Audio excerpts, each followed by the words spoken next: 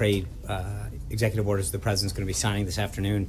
The first order directs the Department of Commerce and the Office of the U.S. Trade Representative to examine every form of trade abuse and non-reciprocal practice that are currently contributing to the United States' large and persistent trade deficit, which was the largest of any major nation in 2016 at $500 billion. Within 90 days, the Department of Commerce and the U.S. Trade Representative will submit a comprehensive report to the President on the causes of our unduly large trade deficit. It's the first time in modern history that an American president has called for such an investigation, and our findings will allow us to make smarter decisions on behalf of the American people about our trade policy of our country going forward. That's why the AFL-CIO, the United Steelworkers International, the International Association of Machinists, and the Aerospace Workers International all came out today to applaud the order. The second executive order addresses the current lack of enforcement of one of our strongest tools in fighting unfair trade practices, countervailing duties. Countervailing duties were put in place to address the problem of other countries dumping undervalued goods into American markets, making it impossible for American businesses to compete with artificially low prices. This is especially a problem in countries whose governments subsidize exports into our country. So to discourage this practice, the U.S. Customs and Border Protection Agency has a mechanism for assessing these type of transactions and imposing financial penalties known as countervailing duties when it's determined that this kind of malicious dumping has occurred. Since 2001, the U.S. Customs and Border Protection Agency has not collected over $2.8 billion in these duties. If you think about it, we could do a lot by maximizing this enforcement power for our country. So we need to do a better job on behalf of the American worker. If a foreign company, often due to its being partly or entirely government run or subsidized, is able to flood American markets with an artificially cheap steel, for example, they price American companies out of the system. Say you're the owner of a steel company in Ohio. You can't compete with some of these below market prices. So you have to find other ways to meet your bottom line, like closing a factory or laying off workers, or might entirely having to close down entirely. By not properly using this enforcement mechanism, we're costing Americans who work in so many industries, not just steel, but in agriculture, chemical, machinery, and other manufactured good in particular. President Trump was elected to do everything he can to support American workers and American manufacturers. Together, these two executive orders are a significant step in accomplishing the president's promise to end unfair trade practices once and for all. Also yesterday, we were pleased to see that Senators Manchin of West Virginia and Heitkamp announced their support for Judge Neil Gorsuch. And Senator Claire McCaskill conceded at a private event that among the list of potential nominees that the president released during a campaign, Judge Gorsuch was, according to her, quote, one of the better ones. We hope that her praise leads to additional support and her support. It's hard to find any reason except for obstructionism to see why fellow Democrats in her caucus have not been able to join them. As I said yesterday, Judge Gorsuch is highly regarded, having received a rating of well qualified from the American Bar Association, and has demonstrated an unparalleled and unprecedented level of transparency, including the release of over 75,000 pages of documents, fielding nearly 300 questions from Senate Democrats on the committee, and 70 pages of written answers about his personal records, and has demonstrated a mainstream judicial record, with nearly all of his decisions being joined by a Democrat-appointed judges. Without a clear justification, Senate Democrats have fudged the facts on recent history, tried to mislead the American people about their unprecedented obstructionism, essentially claiming a non-existent 60-vote standard. And as I've said before, should Senate Minority Leader Chuck Schumer get his way, this would be the first successful filibuster of a nominee to join the Supreme Court. This would make history in a very bad way. They've also forgotten their own words. I've cited previously this week the rhetoric of Senator Schumer, Democratic nominee Hillary Clinton, the regrets of invoking the filibuster by President Obama, then Senator Obama, and the words that many other Senate Democrats like Senator McCaskill on why blocking a vote for a judge, having gone through the process, has no precedent and is irresponsible. Let me cite one more argument that many Democrats have recently made. Current members of the Senate seem to also reject the notion of a Supreme Court operating with 8, not 9 justices. These include Senator Schumer, Dick Durbin, Bernie Sanders, Dianne Feinstein, Jeanine Shaheen, Richard Blumenthal, Amy Klobuchar, Ben Cardin, and Martin Hendrick. Each of these Senate Democrats and the rest of their fellow caucus members need not listen to me or the president, but their own words as recently as last year. The president told the American people in his weekly address that was launched earlier today why it is. And again, we call on Senate Democrats to end this unnecessary obstruction and confirm an eminently qualified jurist for the bench. Also last night, the Department of Justice filed an appeal in the Ninth Circuit to Hawaii's federal judge preliminary injunction against the president's lawful and necessary executive order dealing with protecting this country. Moving on to some of the events of today, this morning, the president met with former Secretary of State Condoleezza Rice. They had an opportunity to talk about regional threats, current foreign affairs hotspots, our attempt to defeat ISIS, and many more areas. It was a great meeting where they discussed many of the challenges facing our country, and the president sought the former Secretary of State and National Security Advisor's advice and opinions on a variety of subjects. He also signed House Joint Resolution 42, allowing states to drug test unemployment insurance claims, and H.R. 1362, naming a VA outpatient clinic in Pago Pago, American Samoa. Also this morning, the president joined Jay Timmons, president of the National Association of Manufacturers, and some of its member CEOs unveiled the association's annual Manufacturers Outlook Survey. An incredible 93% of manufacturers surveyed by the National Association of Manufacturers now have a positive outlook for the future. That's a 20-year record high that's more than 35 points higher than that same rating was last year. To quote from the survey itself, quote, "The rising confidence stems from the belief that the new administration in Washington, D.C. will bring much-needed regulatory relief as well as reforms to the tax code and a significant infrastructure package." The optimism is evident across the spectrum of indicators. The Dow Jones Industrial Average is up over 12% since Election Day. The National Association of Home Builders Confidence Index is at its highest level in 12 years. The Gallup Small Business Index shows that small business owners are the most optimistic they've been since 2007. It's not surprising that American industry is reacting in this way. The president has taken immediate steps to make it easier to do business in this country, and we just are at the beginning of this process. On top of these significant steps taken in the executive orders this morning, he's also withdrawn from the Trans-Pacific Partnership Trade Agreement, cleared the way for Keystone XL and Dakota Access Pipelines, began a much-needed government-wide reform of our regulatory and permitting processes, and signed legislation preventing the burdensome stream protection rule from causing further harm to America's coal industry. The president was glad to see this report add to the list of measurements reflecting the incredible optimism and positivity that his pro-growth policies have created. Back to this afternoon, the president will meet with the director of the National Institutes of Health before signing the aforementioned executive orders on trade at 3:30. And he will meet with director of the Office of Management and Budget, Mick Mulvaney. In cabinet news today, the Secretary of State Rex Tillerson is in Brussels attending the NATO foreign ministers meeting. There he reaffirmed the Trump administration's steadfast commitment to NATO. Secretary Tillerson also stressed the need for all member countries to meet their defense spending commitments, as well as the need for NATO to take a larger role in the fight against terrorism and ISIS. The president looks forward to meeting with his NATO counterparts in Brussels this May to reaffirm the United States' commitment to NATO and to discuss ways to strengthen the alliance in order to cope with challenges in national and international security. This morning, the Office of the United States Trade Representative released the 2017 National Trade Estimate. The annual report, which is required by law, surveys the significant barriers faced by American exporters. Its findings reinforce the need for the president's America First trade agenda, which prioritizes the enforcement of the trade laws to protect American workers and job creators. The president looks forward to having Ambassador Lighthizer in place as the USTR so that he can begin his important work in earnest and fulfill the mission of this report. And Transportation Secretary Chao, who yesterday celebrated the 50th birthday of the Department of Transportation, today directed the Federal Highway Administration officials to award $10 million in emergency relief funds to help begin repairs on Atlanta's collapsed I-85 overpass. Releasing these funds will quickly help to ensure that the bridge is repaired safely and in a timely manner. The White House Office of Intergovernmental Affairs has already talked with Georgia governors. The Georgia governor's team and Secretary Chao has spoken with the governor. Looking forward, as promised today, we'll be releasing the U.S. OGE Form 378 financial reports as filed by commissioned officers here in the White House.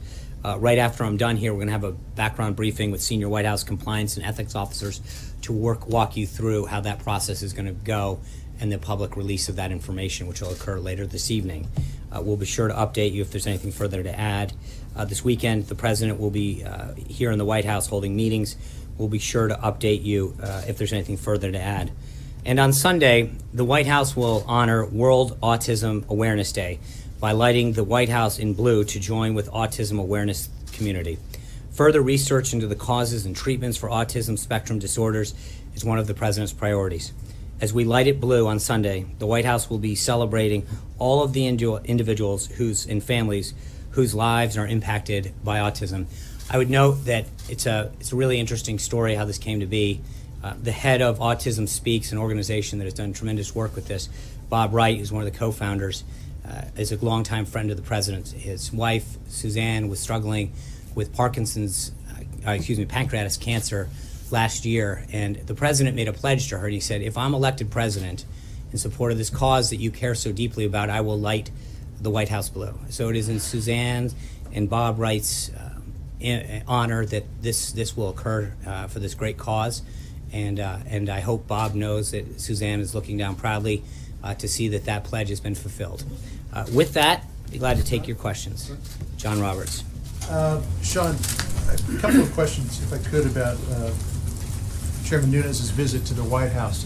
Fox News has been told by intelligence officials that Chairman Nunes is aware of who did the unmasking of certain individuals in the transition and may be aware of who ordered the unmasking of those individuals. Is the White House aware of that information? I don't know what he knows, in the sense that that's and again, I've tried to make it a comment not to get into the specifics of that report. I will not. I think it's not in our interest to talk about the process. What occurred between Chairman Nunes and coming here was both routine and proper. Chairman Nunes and Ranking Member Schiff, who I understand is expected here later today, both possess the appropriate credentials and clearances. We've invited Democrats here, and I've been told that material they will see will shed light on the investigation. I know a lot of folks want to talk about the process and not the surveillance and the underlying issue. The substance, the unmasking and leaks is what we should all be concerned about. It affects all Americans, our liberties, our freedom, our civil liberties. So let's talk about some of the substance, and I know that's not, but on March 2nd, day before the President's tweet, comments by a senior administration official, foreign policy expert Dr. Evelyn Farkas, together with previous reports that have been out, raised serious concerns on whether or not there was an organized and widespread effort by the Obama administration to use and leak highly sensitive intelligence information for political purposes. She admitted this on television by saying, I was urging my former colleagues, frankly speaking, the people on the Hill. I was telling people on the Hill, get as much information as you can, get as much intelligence as you can.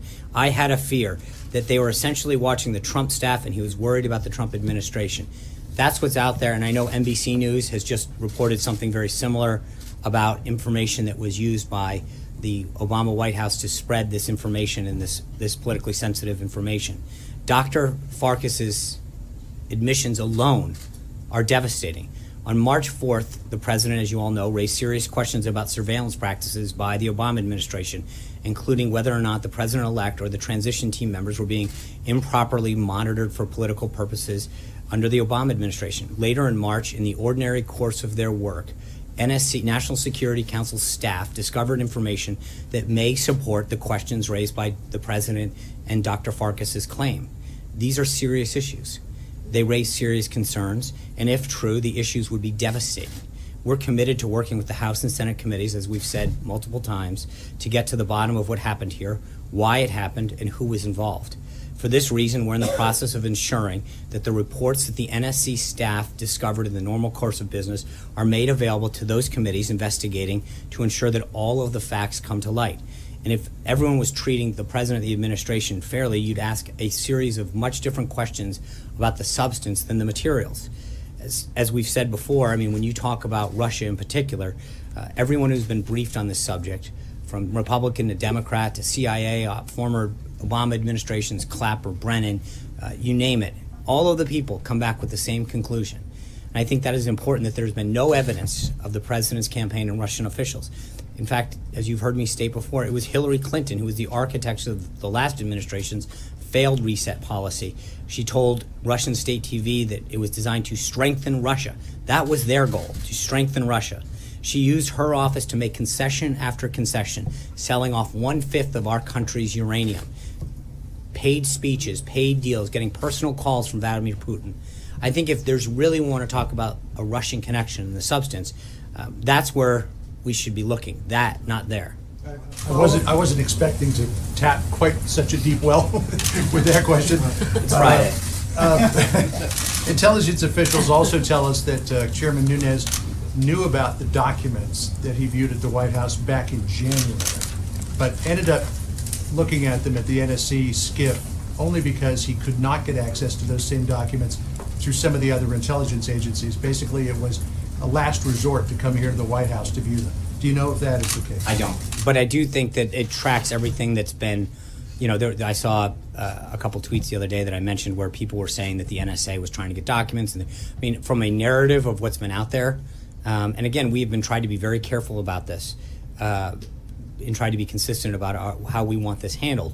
But everything that he has said, when he came out initially and talked to the media, he made it very clear that he had been looking into this. He had stated this much earlier than the president ever had raised this issue about surveillance and the unmasking of individuals for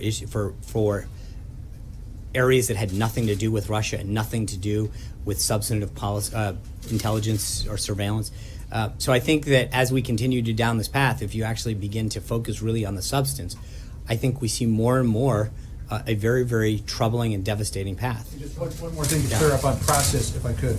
We're also being told by intelligence officials that the two individuals who were identified yesterday, Ezra Cohen-Watnick and Michael Ellis, were not the source for the information for the intelligence chairman.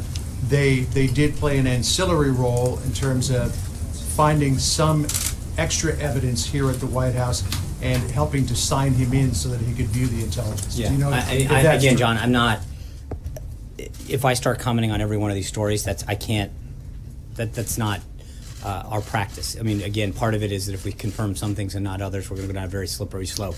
I can say that we've continued to say that this is, I think, the substance of this matter, and what continues to come to light in terms of Obama officials admitting, either off the record or frankly on the record, consistent with what Dr. Farkas says, that there was clearly an attempt to do something politically motivated with the intelligence out there. And the question is why?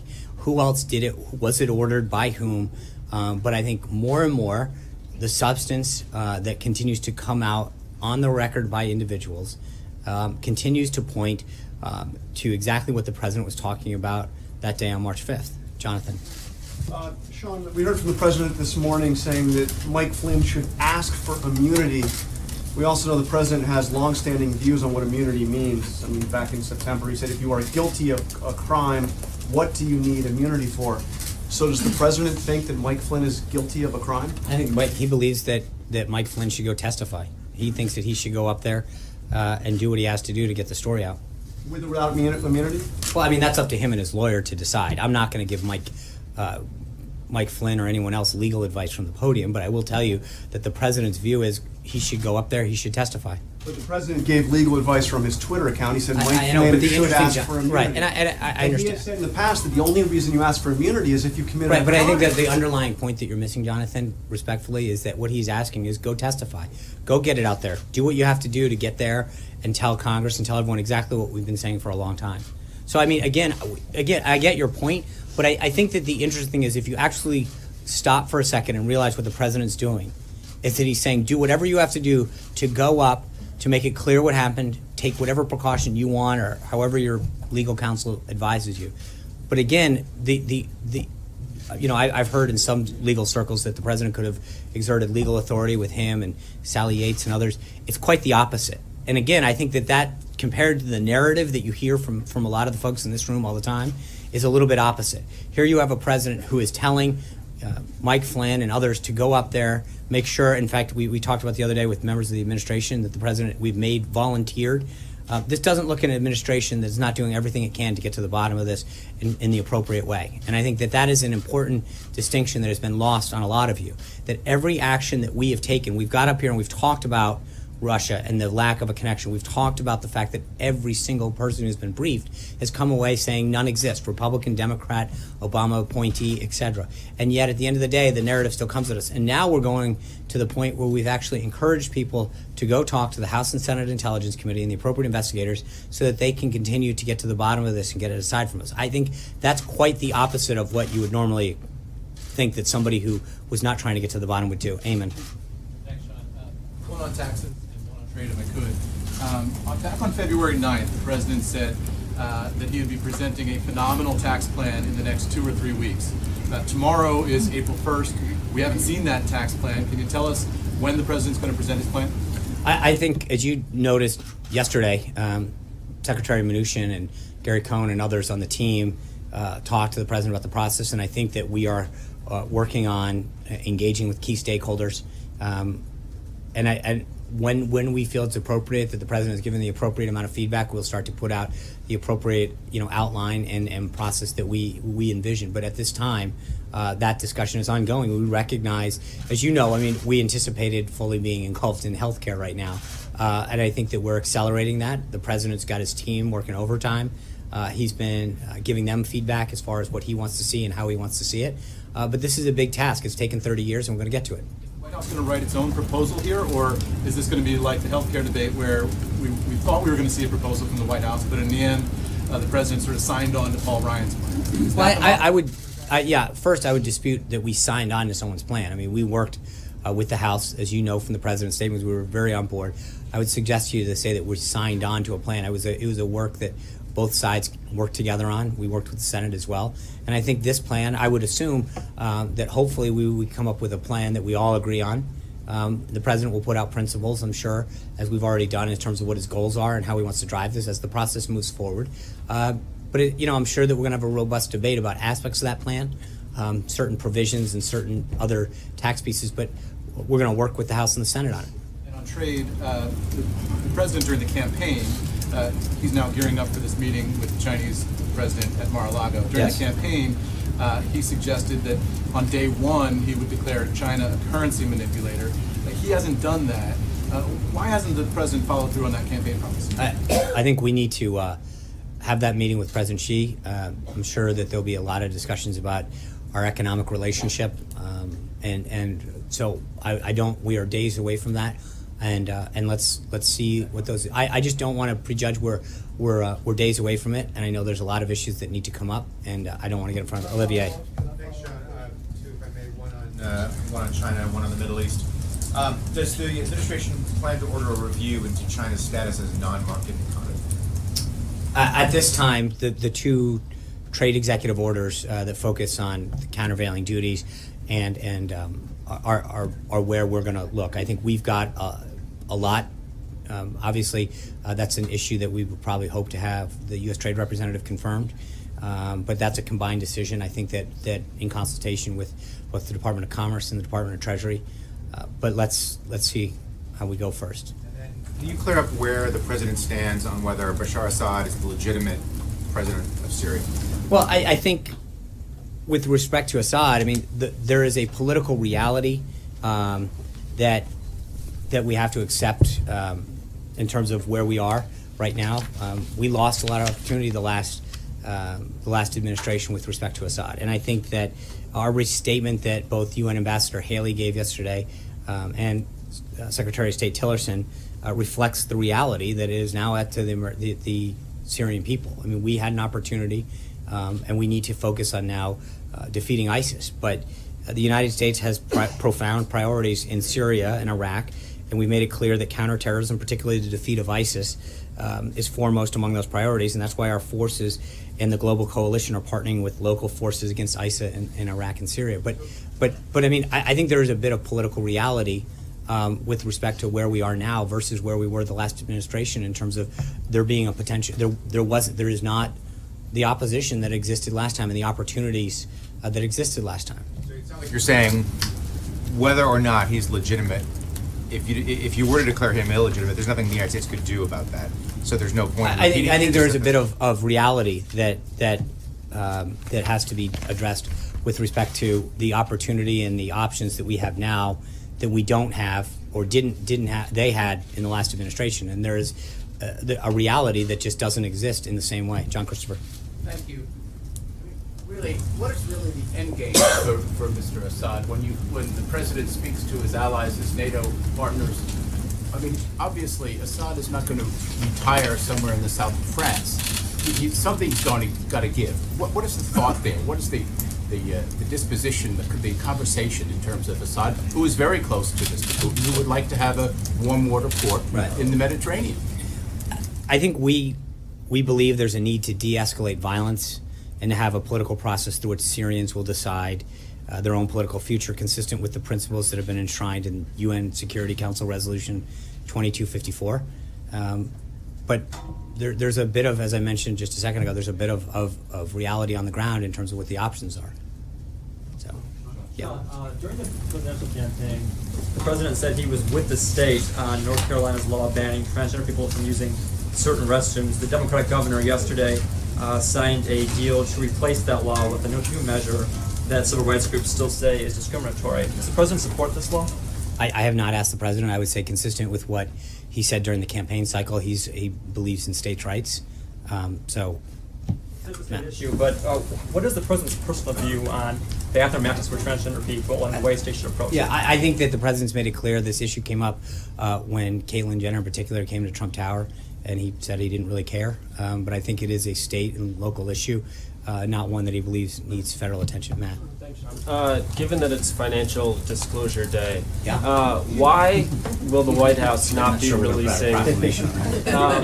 Why will the White House not be releasing the president's 2016 tax returns, given that conceivably those can't be under audit yet, while the audit has obviously been the reason for why you haven't released those past returns? I mean, look, the president's been very clear about his tax returns and his position on that. The Office of Government Ethics requires every federal employee at a certain level to file these financial disclosure forms that anyone in America can go on to. It'll be the first time, I believe, and I don't want to get ahead of the background briefing and give away the good stuff, but I believe that this is the first time that they're on the White House website. We are making them more accessible and more available than in history. So then why not make this step? I think that's an that apples has and been oranges done because before? these are required by law. I mean, these lists, just for everyone who's not familiar with them, the financial disclosure forms that we file, I think it's called a 278, reveal every asset you own, every debt that you have, your spouse's income, your spouse's employment, holdings that you have, credit card debt, it is a fairly comprehensive undertaking of every asset that a person owns, every debt that they have, and I think that is a very clear understanding of the assets that people have, the value of those assets, both in terms of whether they're worth something or the liabilities that they're incurring. That is a very, very transparent way of being able to understand someone's, and so to equate the two is rather. Sure, I just was using that as a jumping off point for the tax returns Well, question. I'll jump back. If the audit is not the reason for I didn't say returns, but because there can't be an audit of right. But you also remember that taxes aren't due until the 15th of April. So can we expect them? I don't on the know 15th that of I'm not. April? I don't know. We haven't really gotten into. I'm worried about getting my own done. But I'll no. But I think that again. I think that respectfully, you look at what we're doing, going frankly, and again, this will be discussed after this is done. But I think there is an element of going above and beyond what has been done in the past to make sure that people have access to this. There's a lot of people. I think one of the really interesting things that people are going to see today, and I think it's something that should be celebrated, is that the president has brought a lot of people into this administration, into this White House in particular, who have been very blessed and very successful by this country, and have given up a lot to come into government by setting aside a lot of assets. And I think it speaks volumes to the desire for a lot of these people to fulfill the president's vision and move the agenda forward, that they are willing to list all of their assets, undergo this public scrutiny, but also set aside a lot, because you'll see that people are often told they have to sell an asset or get rid of something to come serve in the government. And there's a lot of people that have done a lot to come into this administration and give back, that have been inspired by the president's victory and the president's agenda to move the country forward. Jim. General Flynn's attorney said that his client has a story to tell. Is the White House concerned that General Flynn has damaging information about the president, his aides, his associates, about what occurred during the campaign with respect to Russia? Nope. Okay. The other thing I wanted to ask you to follow up on that is, you were just saying a few moments ago that some of this information that would be helpful to the committee, you were talking about Evelyn Farkas and so forth, that seems to be something that pertains to during the transition. But the president's tweets, time and again, talked about tapping my phones in October just prior to the election. Just found out Obama had my wires tapped in Trump Towers just before the victory. I want to get something clear about the time frame. Does the White House have any information, is it providing any information to these intelligence committees that would draw these members to the conclusion that there was some kind of surveillance going on before the election as the president originally alleged? So again, I don't want to specifically get in, but I think if we're splitting hairs about what day of the calendar it was, that's a pretty interesting development. I think that we have now come to a place where I think that we can. The president's allegation. I understand that, but if the allegation is, well, it was actually on the 1st of December or the 10th of December versus the 31st of October, I think that we're starting to split some serious hairs here. The idea that, and again, I just, it's interesting that now we're arguing over the date, not the substance. And the substance is, why were people using government resources, violating civil liberties, potentially, looking into people's backgrounds to surveil them, to understand what they were doing and who they were, to unmask them, provide their names and the stuff, and into sources, spread classified information, make it available to others, spread it to places that they weren't supposed to, use it. But hold on, but let me just, I'm sorry. I think that it is interesting because, again, I get your question, but if what we're really arguing is, did it happen on a Monday or a Tuesday, or did it happen on the 31st versus the 7th or the 8th, I think we've lost focus here. There is, hold on, I'll answer, just let me finish. Surveillance and I understand this, now but the dates are changing. no, they're not. I didn't say they were changing. Just to be clear, I'm just saying that it is fascinating to me that we are now arguing over the date, not the substance.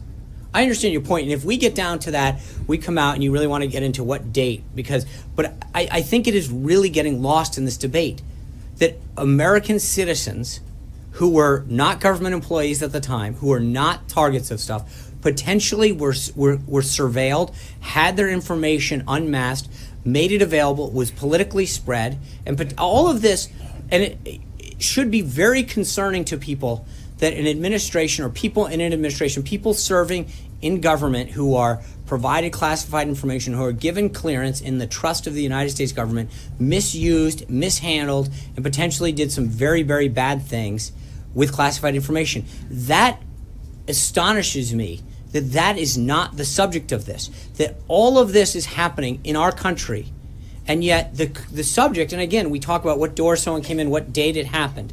There is a concern that people misused, mishandled, misdirected classified information, leaked it out, spread it out, violated civil liberties, and the potential that that happened should concern every single American. To follow up on that, I think we are concerned about the substance just as much as the I mean, process. But the details matter, but I just want to make sure Those that I'm hearing you clearly, because it seems like you're going farther than what we've heard in previous briefings. It sounds like you are, just as the president is, alleging that the Obama administration conducted unlawful surveillance on the Trump campaign and Trump transition team.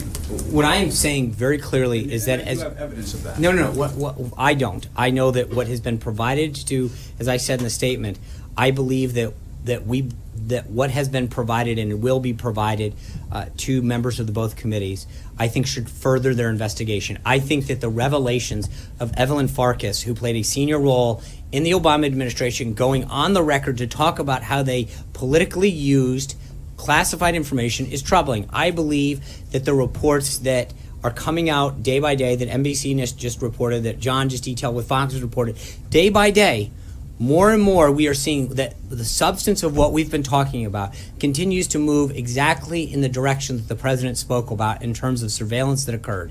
And that should be very troubling. That, frankly, it should be something that everyone looks at and says, what's going on here? Why did it happen? Who did it?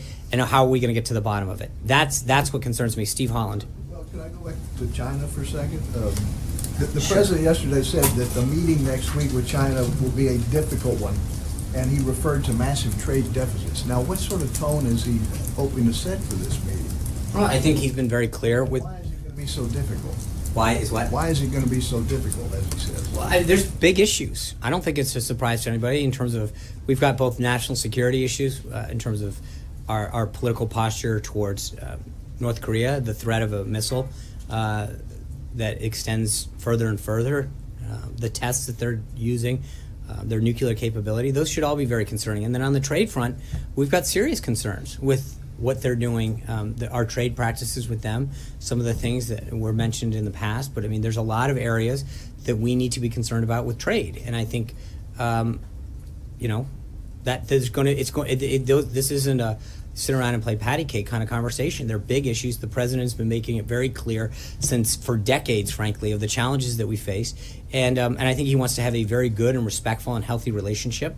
But he also wants to make sure that he tackles the challenges and the problems that are facing American workers, American manufacturers, and get to them. I'm going to go my first seat and then Glenn because he's patient. First Skype seat, Maurice Goodman from WWDB AM in Philly. So shout out to Hallie's old stations. Will be in Philadelphia. It's Randall Jefferson. The question is, President Trump signed an executive order that intends to deny funding to cities that refuse to share immigration status information. Attorney General Sessions recently suggested that cities could not only lose future funds, but that the federal government may require them to pay back grants. Will there be a when will this take place? And will that money be reallocated to other departments like Department of Education or HBCUs? Well, I'm not. I would say that the president finds it unacceptable that some localities and counties and potentially some states have prioritized a political agenda over the safety of their people by flouting our nation's immigration laws, becoming so-called sanctuary cities. The failure to follow federal law can have tragic consequences for all of our citizens and all of our country. It's particularly concerning in a place like Chicago and other cities like yours in Philadelphia, where there's been increased violence. Immigrants, both legal and illegal, are not safe when criminals who've committed egregious acts are free to roam the streets. And the Attorney General has issued a public notice reminding all states and local jurisdictions of their responsibilities to comply with federal laws. With respect to the budget piece, I think we've got an ongoing budget process, and we'll have to see how many states comply and where, if any, potential savings are there, and then how we reallocate them. But I think the president's budget, both his FY17 contingency budget for funding beyond this continuing resolution on April 28th, and then his FY18 budget that he's already submitted, we're going to reflect some key priorities, both in terms of homeland security and national defense. So we'll see where we would reallocate any of that money, but I think the priority is clear, is to get cities into compliance and to make sure that we understand there's not just a financial impact to this, but also a very clear security aspect to this. Glenn? Two things, John.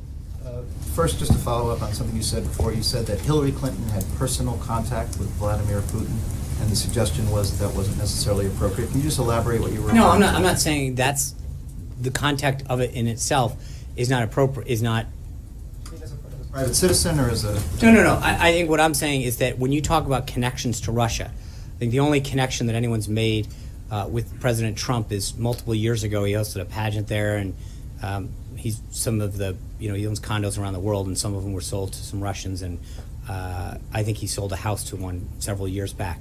That's his connection. When you talk about the other side, you look at what the Obama administration's connections, where you have a Secretary of State that was selling a fifth of our country's uranium. You have a Clinton Foundation concern with some of the donations they got. You've got the former president, her husband, giving paid speeches, getting a personal call from Vladimir Putin. You've got a stated goal of their of that administration, of Secretary Clinton, to have a reset to, quote, strengthen Russia. So when you compare the two sides in terms of who's actually engaging with Russia, trying to strengthen them, trying to act with them, trying to interact with them. It is night and day between our actions and her actions, and yet no one questioned what she was doing or how she was handling it. And yet, Her pattern of behavior is more suspicious than President Trump's. I think that if you compare the two, it's definitely, when you talk about the stuff that went to their foundation, the concerns that existed around the sale of 1/5 of all the country's uranium, the paid speeches, the personal calls from Vladimir Putin, I think that when you want to look at a connection to Russia, there is a clear one there and much less of one that ever existed on this side. Try. Sean, I just wanted one, wait, Hold one on. other thing. So Sean, in terms of the Nunez chronology, just to clarify, when we're asking questions about process like gates and people, we're not attempting to ascertain the geography of the executive complex. We want to know who knew what when. I understand that. So my question is, so I will ask that directly, forget about the technical questions. Mr. Nunez was on the campus. You say we don't know who let him in the gate, so Right. apparently it is, and you described, I believe this is a normal process, right? Tell me if it is normal the way that I am describing it. Mr. Nunez, the head of an investigatory committee, is allowed to roam around the executive complex, we don't know who let him in, to speak to two deputy-level members of the National Security Council. He is then allowed to see information. He then obtains an appointment, from my understanding of the chronology, with the President of the United States to disgorge that information. He then goes public with that information. Then, 7 or so days later, you say it would be appropriate for everybody to come down here and look at it. Is that a normal process? Well, I would take issue with a number of the aspects of your chronology. Number one, which you're forgetting, is that initially he is the one that publicly said, well before any of this came to light in terms of the president's March 5th tweet, that he was just looking into this whole matter. He, according to John Roberts' his own reporting, just said that neither of those individuals, as described in your paper's reporting, are accurate. So I would dispute several of the pieces of that. And then as far as him roaming around the White House. Man, so No, you I don't understand know. this, but you, again, you jump to a ton of conclusions about, and again, I love watching some of these shows where they jump to conclusions for all, You've hold already on. several times prejudged the investigation is clearing the White House. You've said it twice at the podium today. Right. So we're what not I'm saying is prejudging. because I'm focused on the substance of this, Glenn. I'm actually, right. And so where's any of the reporting been in your paper about Evelyn Faucus and her revelation that this is what they sought to do? Where has been the reporting in your paper that NBC News just recently covered that other officials? You seem to be really focused on who showed up where and what door they went in and how it happened. To answer your question, yes, it's appropriate for a member of Congress to contact someone who has contacted him according to some of these reports. I don't know the answer to that, but if you're asking me, is it appropriate for a member of Congress to come over here? As Chairman Nunez has said himself, he wasn't hiding or roaming. He was asked to come over here by an individual. He came over, which happens daily. He was asked to go somewhere. He went there. He is cleared.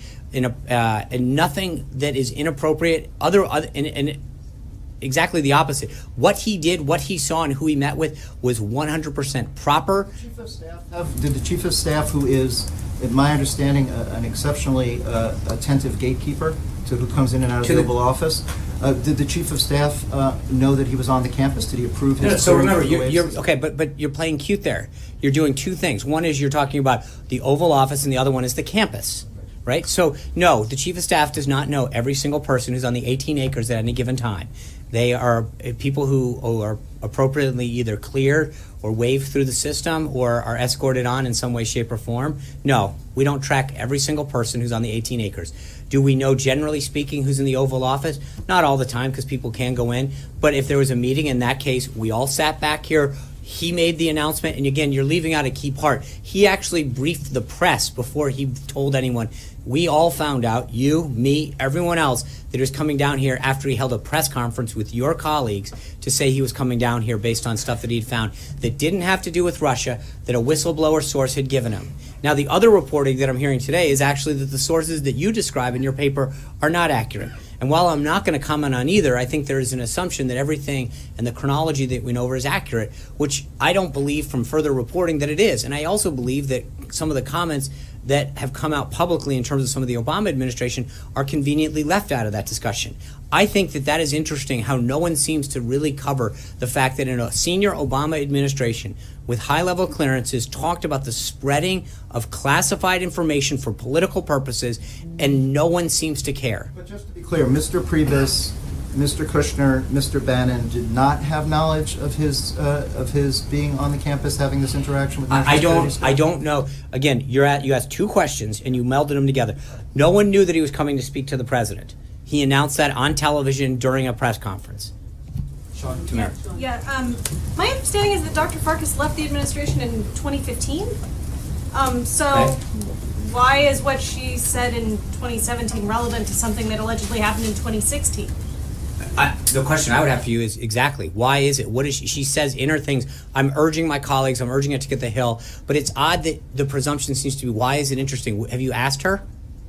No, you're the No, one you telling haven't. us to. So confront her right now. but she's been on television talking about what she's done, and you seem to have made no. I don't believe everything I see on TV. Well, neither do I. But I also I would assume that as a reporter that actually is interested in this story, a senior Obama administration official that handled Russia, that. Yeah, well, all Obama administration officials generally are. Thank you. I appreciate the timeline. But I'm well aware of when it was. But my point is you seem to be rushing to her defense. At some point, she went on television and talked about actions that she and her colleagues took to spread classified information. And instead of defending her, it might be worth asking her what she's talking about, who she spread it to, why she did it, was it appropriate, who cleared her to do it. Maybe those are questions that can ask instead of asking me to defend why a former Obama administration official is revealing stuff that should be extremely concerning.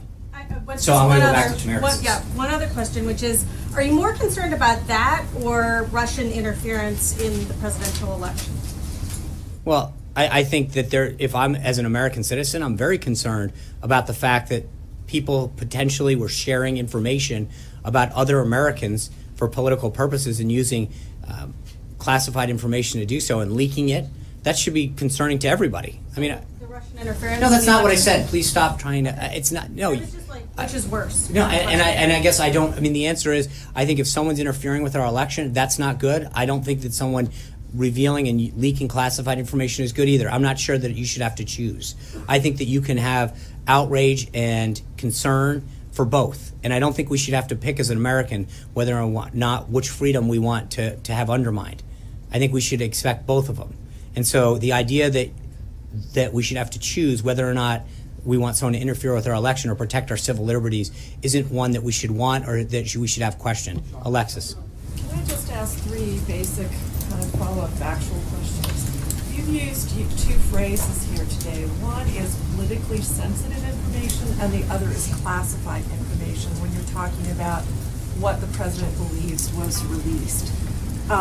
Because you said yesterday that you yourself had not seen the information, and that's my understanding as of today, are those terms interchangeable or are they different in terms of what you know from the podium was released? So there's actually a classification level.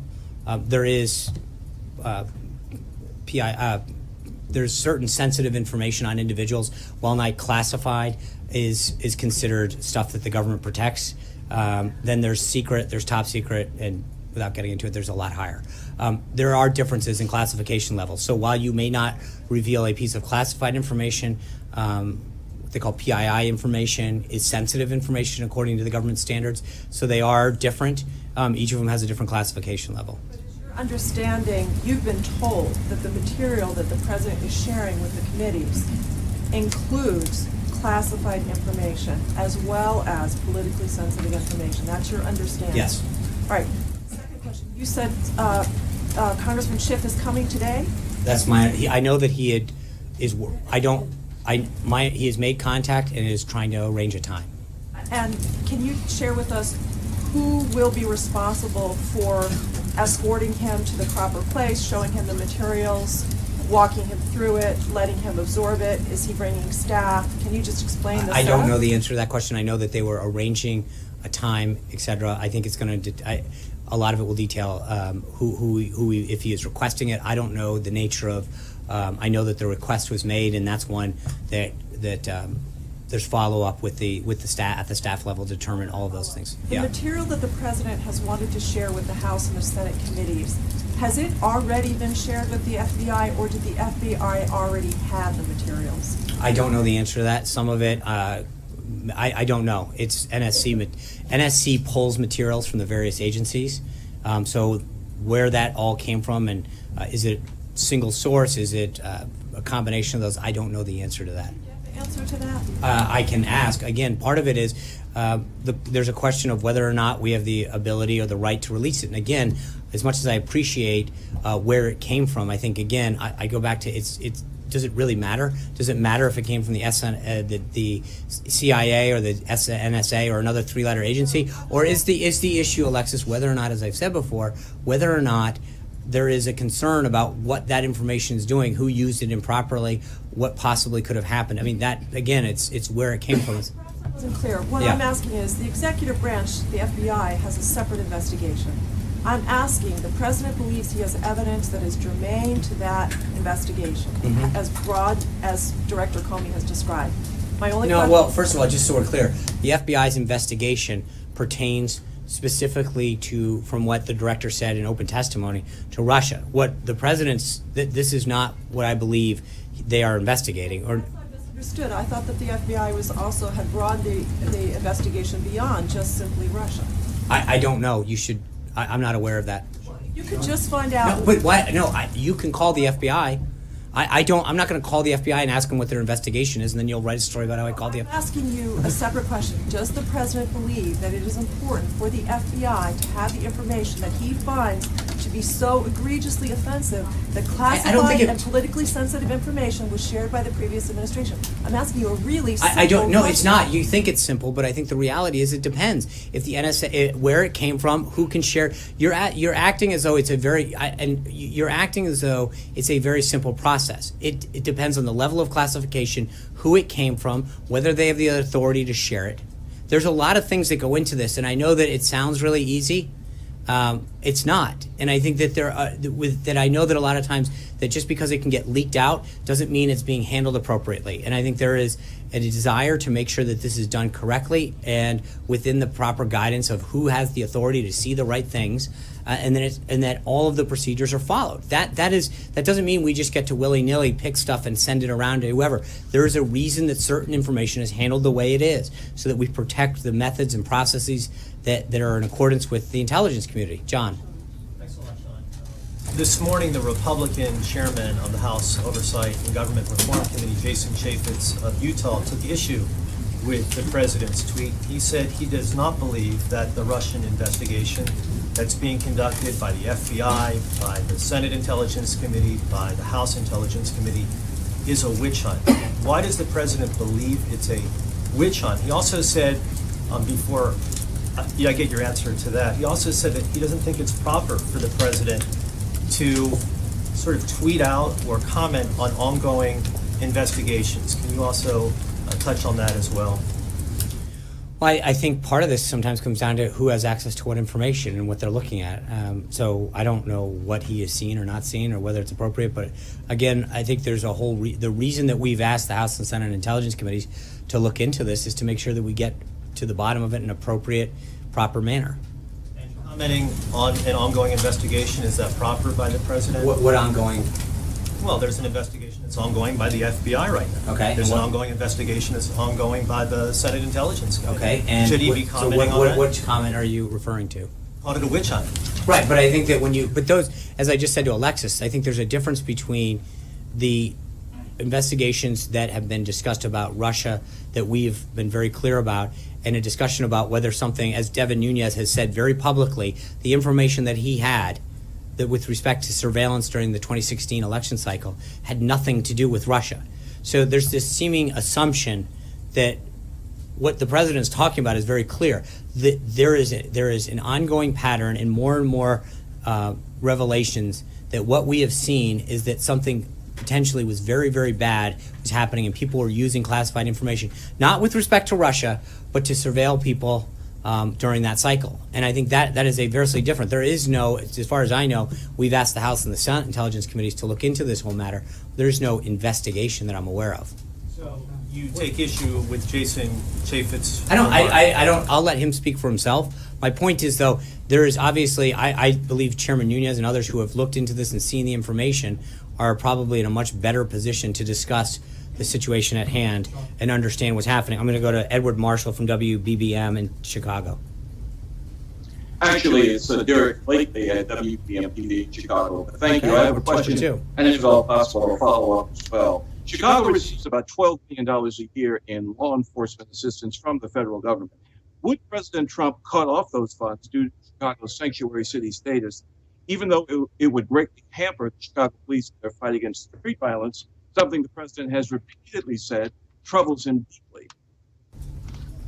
Yeah, I think that it's interesting. You talk about street violence, and then would he cut off the funding for sanctuary cities? I think it would be interesting to want to send more money to a city that is allowing people to come into the country who are breaking the law, who in many cases are committing crimes, member of gangs, and so you can't be a sanctuary city and at the same time seem to pretend or express concern about law enforcement or ask for more money when probably a number of the funds that you're using in the first place are going to law enforcement to handle the situation that you've created for yourself. I think the president's belief on sanctuary cities is one shared by upwards of 80% of the American people, that we shouldn't be using American tax dollars to fund cities and counties and in some cases potentially states that are seeking to allow people who are not legally in this country, who potentially can do us harm, to get funding. And so I think there's no question, it's not a question of what he will do. His intention's been very clear from the beginning. I think it's vastly supported by the vast majority of the American people. But I think that to suggest that somehow they're not inextricably linked is a failure to fully appreciate the scenario. Well, if I may follow up quickly, does that mean the president is more concerned with deporting illegal immigrants than he is with putting shooters and killers in jail?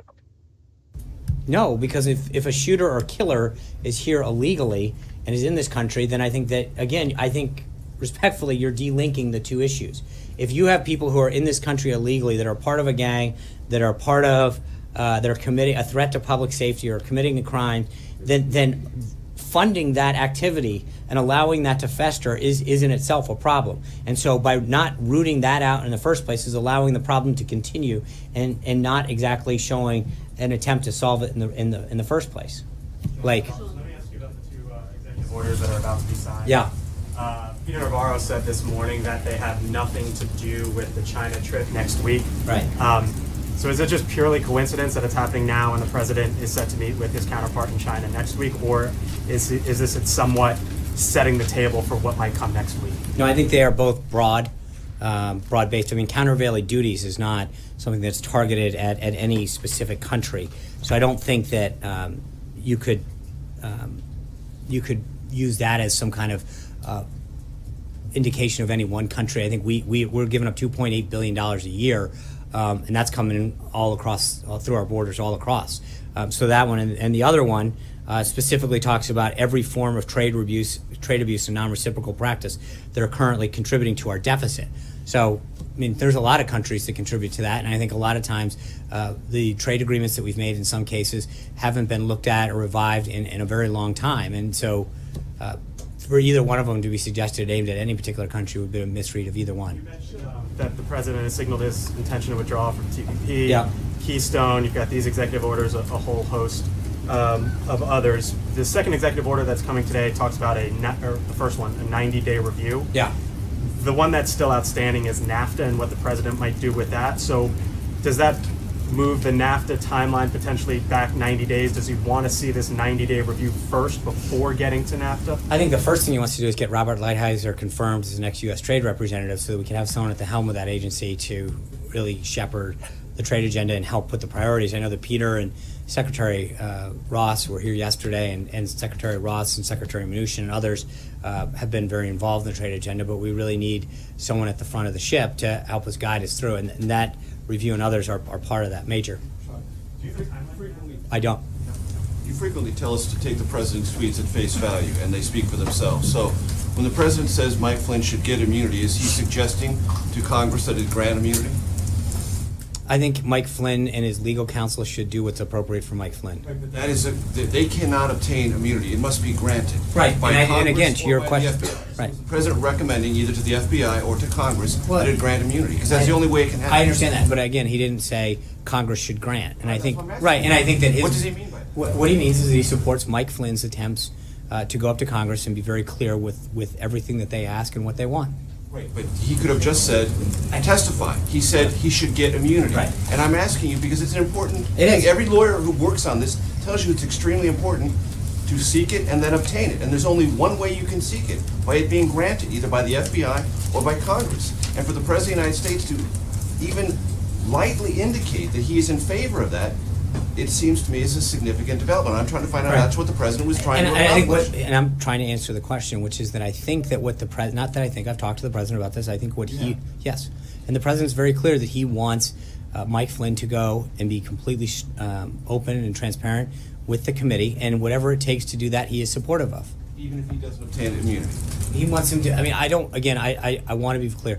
He wants him to do what is necessary to go up there and talk to the committees of jurisdiction to get this matter behind us. And since you've talked to the President about this, he was not trying to suggest to the FBI that it, or the Justice Department that it grant immunity to Michael I think Flynn. he was asking, I'm not entirely sure the process, whether the Congress does it or DOJ or both in this case.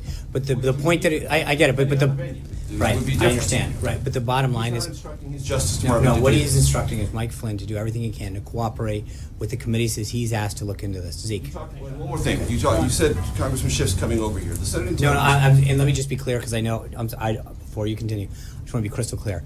I know that he's communicated, our expectation is, well, there we go, thank you, see, I appreciate that. Okay, I just, I know, but sometimes you Senate got, Intelligence Committee put out a statement yesterday that I just want to read to you a part of it. Yeah. The committee has asked the White House to direct the agencies that own the intelligence documents in question to immediately provide them directly to the committee. Does the White House have any problem with that or believe there is I think anything that we're would looking get in into the way? that. I think obviously we would have hoped that, like Congressman Schiff, they'd come and seen these documents. I don't know. I know that the council's office is in contact with them with respect to that. Is there any problem with this I don't. I'm not procedure? major. Respectfully, the council's office is working with them. I don't want to get in front of how they go back and forth and make a decision about that. It's not an illegitimate request. Schiff is asking the same thing. Is this an illegitimate request? That's all I'm trying to figure out. I don't know. It's not a. Themselves, meaning I think the obviously ones the goal you would said be, we don't know who again, owns it and all I'm that. letting, the White House counsel's office sent that letter. They are the ones whom those individuals have been in contact with. Obviously, we'd like them to come see that information, which is what we think would help them further their review of the situation. So I understand that.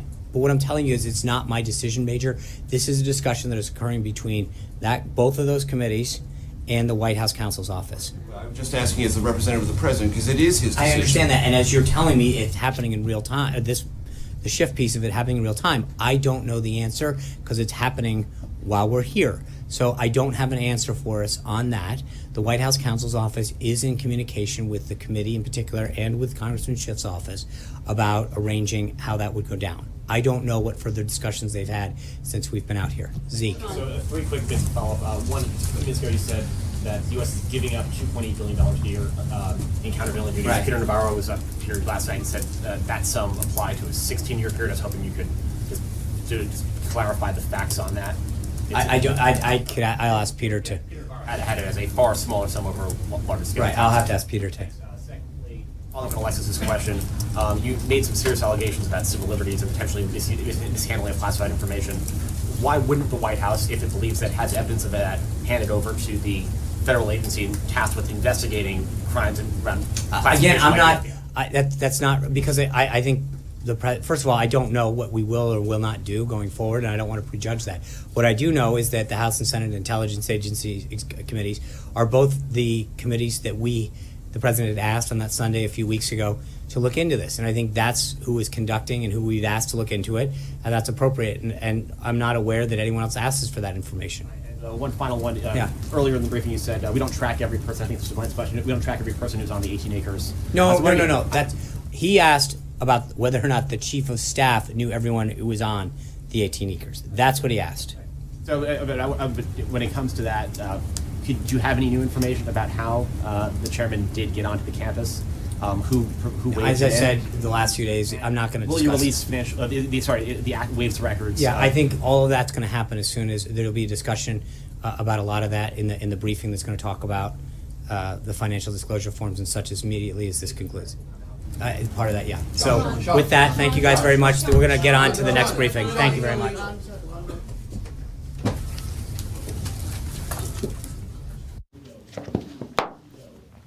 Welcome back from the Sean Spicer Live White House press briefing, carried here at Right Side Broadcasting. Hope you enjoyed it. This is the post show for the for the Sean Spicer White House press briefing. I am Steve Lookner here at Right Side Broadcasting Studios. We would love today to take your calls and hear your comments and hear your thoughts about the press briefing, the stuff that was asked about, the different topics that were asked about. We had some talk about the Nunes and Russia stuff, of course. What else? We had some talk about sanctuary cities. We had some questions about, there were some questions about the China premier's visit next week. A bunch of stuff was talked about. So would love to hear your thoughts. If you want to write in or call in, if you'd like to call in, give us a shout at 202-470-0049. If you'd like to write in, happy to read your comment on the air. Go to Twitter. I'm at Lookner, at Lookner on Twitter. You can direct message me there. Or you can email me at steve.lookner@rsbn.tv. I know we got a message before already a question that I wanted to read. And this question was from Vanessa B. Vanessa B. wrote in, "Hi, can you explain why there's obstruction to confirm Judge Gorsuch as Supreme Court Justice?" And just to summarize, there was a question about this today, at least one question about this, I believe, unless I'm misremembering things. But a story that I meant to mention on the pre-show was that two Democrats, Joe Manchin and Heidi Heitkamp, two Democratic senators have already said they're going to vote for Neil Gorsuch. If enough Democrats come over, then that will allow the Republicans to get Gorsuch confirmed without having to go nuclear, and going nuclear would basically be changing the rules in the Senate so that there could be no filibuster of Supreme Court nominees. So basically it's significant how many Democrats come over and support Neil Gorsuch or not, because depending on how many Democrats come over or not, the Republicans might have to take this action that changes the rules of how Supreme Court nominees are confirmed in the Senate. Anyways, your question, Vanessa, with that being said, is can you explain why there's obstruction to confirm Judge Gorsuch as Supreme Court Justice? So I think a fair amount of, there's two main reasons that I can think of why Democrats don't want to vote for Neil Gorsuch. One is that, remember, Merrick Garland was nominated by President Obama to the Supreme Court, I think in February of 2016. It was very early in 2016, January or February. And the Republicans would not and the Republican-controlled Senate would not confirm Merrick Garland. And they said, well, we got to let the next president be elected before we confirm him. Now, I will go on record as saying, personally, I did not like that. I felt that President Obama had 11 months more to be in office. It sets this weird precedent. So now what happens if 13 months before the year 2020 election, what if 13 months before that, it's not the same situation, but what if there's a Republican president at some point, and then 13 months before the end of the Republican president's term, a Supreme Court justice nominee steps down, and then then the Senate, who's controlled by Democrats, won't confirm the Republican president's nominee because they're like, well, when it was 11 months left to go, the Senate didn't confirm President Obama's nominee, so what's the difference between 11 months and 13 months? And eventually, it just seems like, given that there were 11 months or 10 months or whatever left in President Obama's, nearly a year left in President Obama's term, it seemed like it set a not the greatest precedent to say, well, we're going to wait till the next election. Now, you might disagree with me about that. I am concerned, and I'm not convinced. I feel like that kind of thing was not part of the thinking when the Constitution gave the Senate power to confirm Supreme Court justices. And so I'm very worried about the precedent that set. So anyways, this is a very long answer to your simple question. Your not simple question, but your simpler question, Vanessa. Democrats are upset about that Merrick Garland was not confirmed by Republican Senate when he was nominated by President Obama, and I think a lot of them feel pressure, both personally and from their constituency, to vote against Neil Gorsuch just as a way to get back or sort of express their dissatisfaction with what happened with Merrick Garland. So that's one reason there's opposition to Neil Gorsuch. And another reason is just, look, the politics is polarized now, especially in Congress. It's very polarized, and I think at a certain point going forward, whether we have a Republican president or a Democratic president, the other side, a lot of people are going to vote against that person's Supreme Court nominees. It's just going to happen. I would be surprised if, anytime soon we had a nominee that was like 95-5 confirmed in the Senate, unless one of the party in power has 90 people in the Senate majority or something like that. So those two things, I think, the being upset about Merrick Garland and also the polarization in Congress, I think those are two of the big reasons, the two big reasons why there's obstruction to confirm Judge Gorsuch in the Supreme Court, as Supreme Court Justice. But thank you for your question, Vanessa B. Let me just see if there are, there's an email we got. I got to get to that as well. Okay, let's take, all right, Jake, we're going to take Steve, but Jake, remind me if I don't get to this email, the one that was sent that we talked about right before the show came on. So we have Steve on the line. Steve, hello, thanks for calling. Where are you calling from? I'm calling from Fort Dodge, Iowa. Fort Dodge, Iowa. The heartland, a lot of loyal Americans, a lot of Trump supporters out here, basically people that, are the total opposite of what Washington is. They basically just pay their taxes, go to work, raise their kids, do what you're taught to do as an American when you're a child, and you don't blame government for all your problems. You just go out and solve them yourself. And that's why Trump hit home here. I think we got tired of government in our lives, and we just want to live our life. We're not asking for a whole lot. So that was important. But my question today is, if charges were to be made against someone from the previous administration or in one of the agencies for a violation of that federal law, would that come from the Justice Department, the FBI, or what law enforcement agency would be the one who actually would indict? So my understanding, Steve, and thank you for the perspective from Iowa, appreciate it. My understanding is that the FBI is basically an investigatory organization. So they investigate crimes, but they don't actually file charges. The Justice Department are the ones who are going to be filing the charges. Now, I'm sure that there would be, like, the FBI, when they do investigations, they go to the Justice Department and they say, like, here's what we found out, and the Justice Department looks at that and they say, okay, it looks like you found out enough for us to make an indictment. But if there was an indictment, while the investigation would be done by the FBI, the Justice Department would be the ones who would have to actually make the indictment. So if the intel group had found what they believe is evidence, would they turn that over to the Justice Department, making it a recommendation?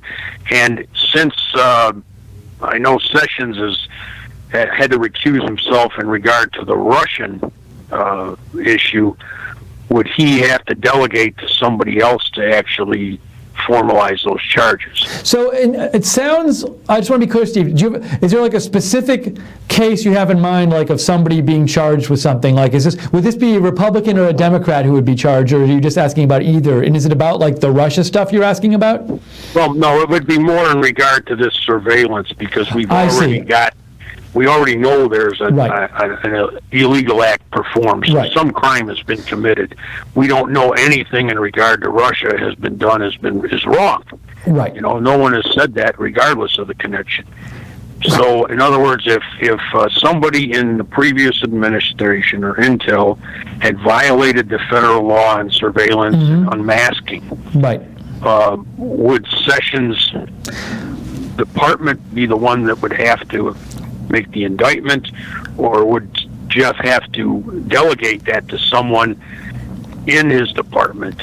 So, Steve, because of his recusal. Yes. So my understanding is what Jeff Sessions recused himself from was the investigation into Russian interference, any kind of collusion between President Trump's campaign and Russia, and any kind of, it might have been also Russian involvement. Well, actually, it would be Russian involvement in the election and collusion with President Trump's campaign and people associated with President Trump. That's my understanding of what he recused himself from.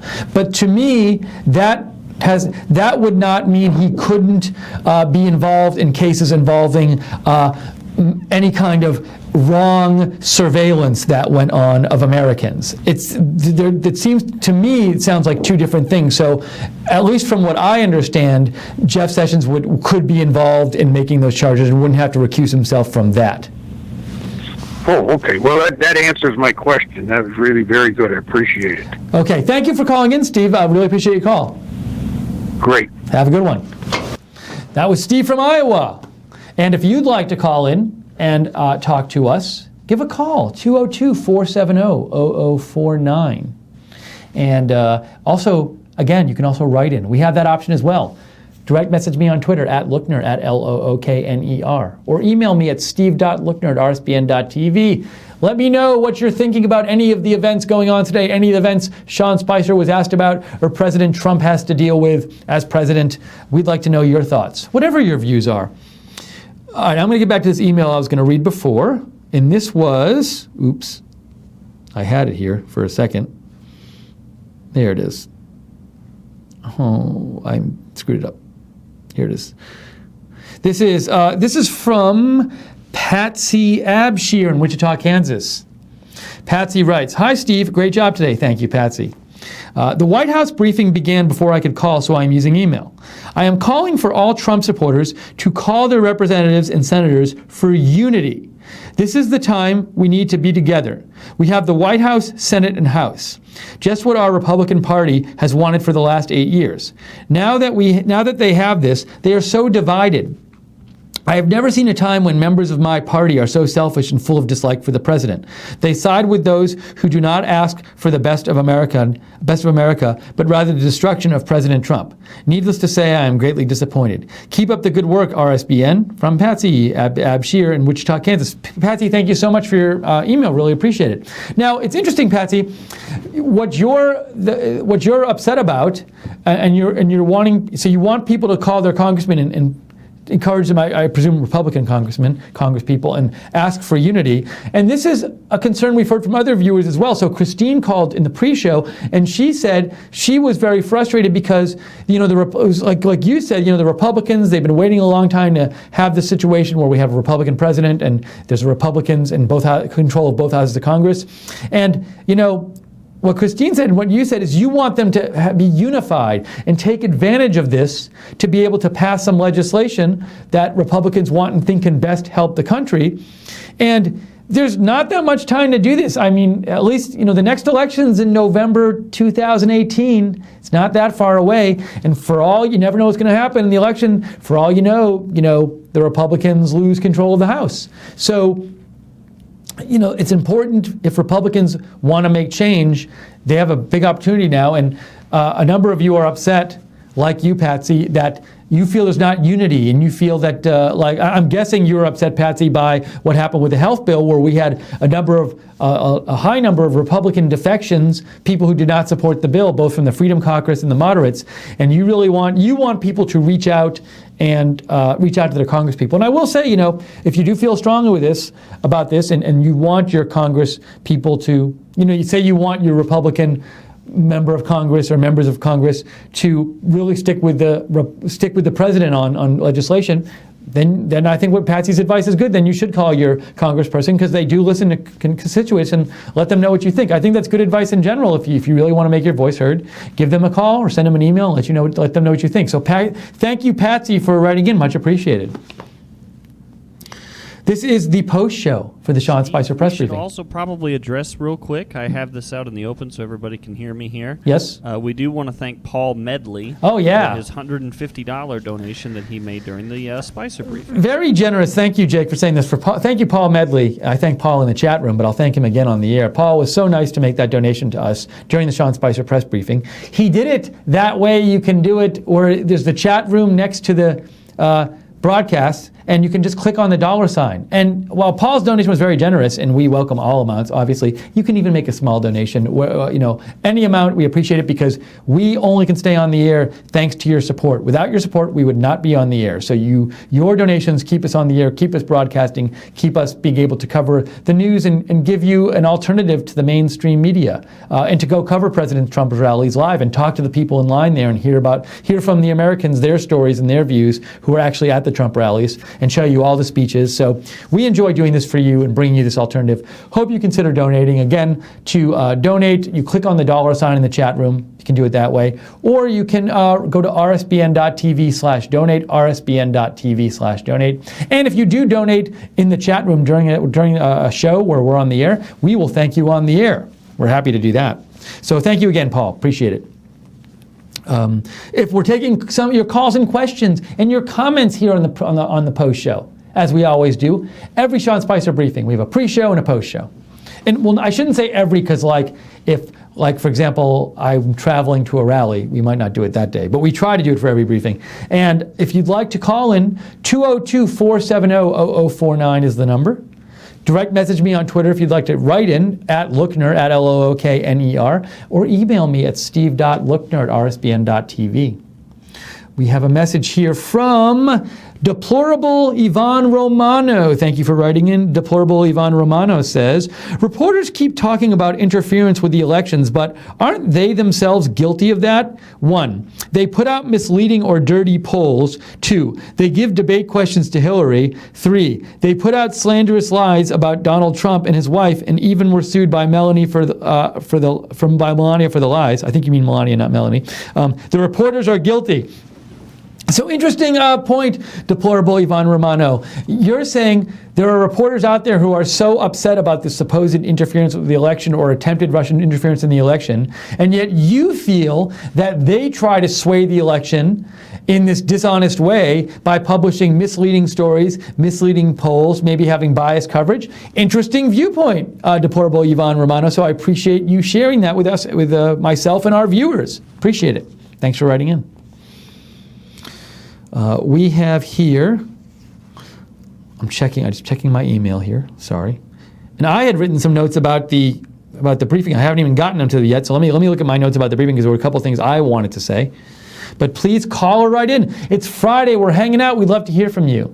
By the way, this is not political news, but the Atlanta traffic thing seems so crazy. So I-85 is a major freeway that goes right through Atlanta, and I know when we're in Auburn, Alabama. When we go to the airport, if you fly out of where we are, you tend to go to Atlanta and fly out of there because there's not like a big airport in Auburn.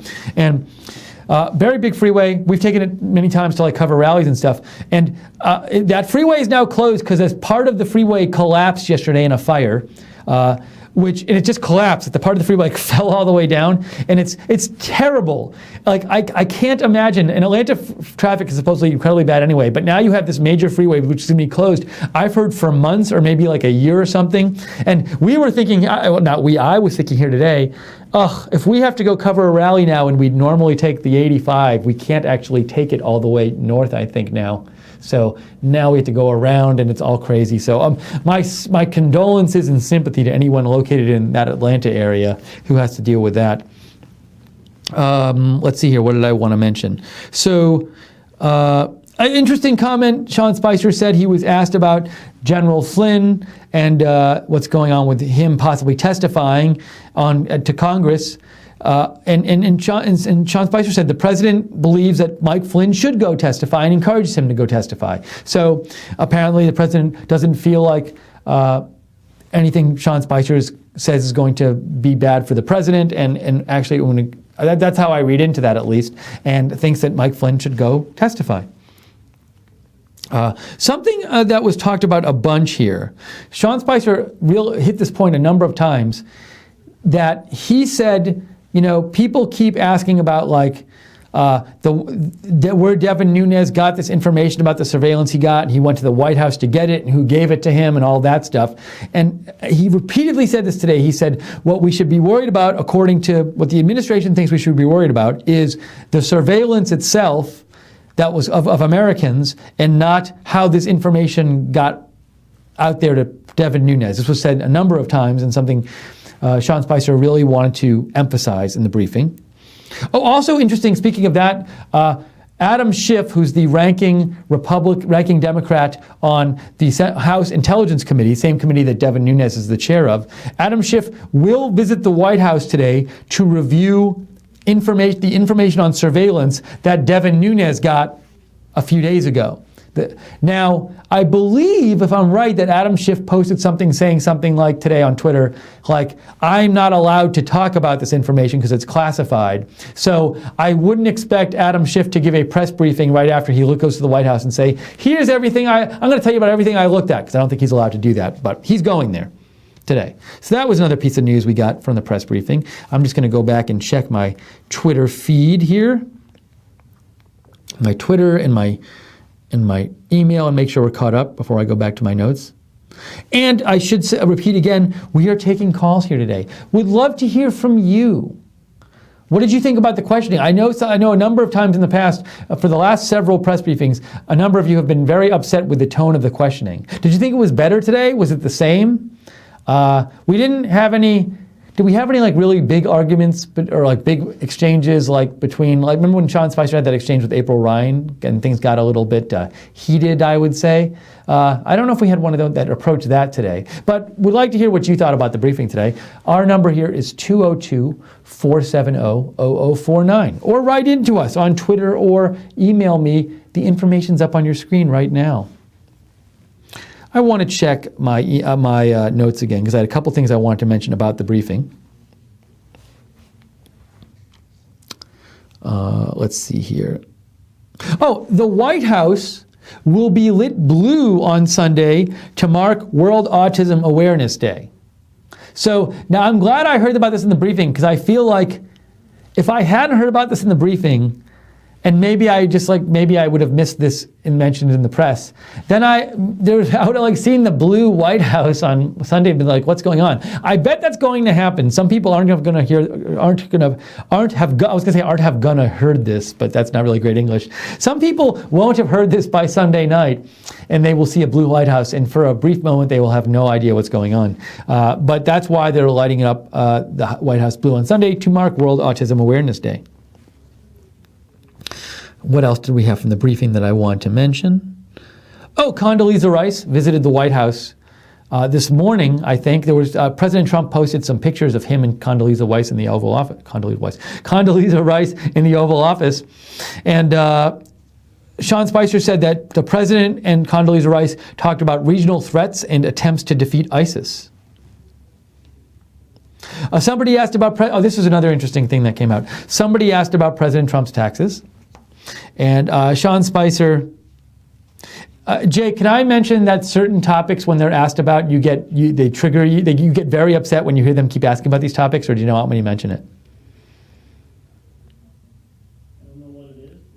So Jake is producing today, and Jake very often he does a great job producing the press briefings. But he's producing them, so he's listening to the press briefing. And once in a while, Jake, like a number of you, gets bothered when the same things get asked about over and over again. And today, when somebody asked about the taxes, President Trump's taxes, and also when somebody asked about Russia, Jake, I heard this audible groan, and Jake got very upset because he keeps hearing these questions in every briefing. So I can kind of tell when these questions are being asked about, because I hear Jake being upset about it.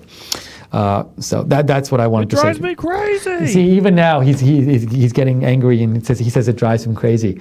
Anyways, though, somebody did ask about the tax returns, but Sean Spicer said he has not talked with the president about whether his taxes are done or able to release, and then he joked, "I'm worried about getting my own done." Although maybe that wasn't a joke, because maybe he really is worried about getting his own done. I'm sure he is if he hasn't done it yet. But also, there was this piece of information.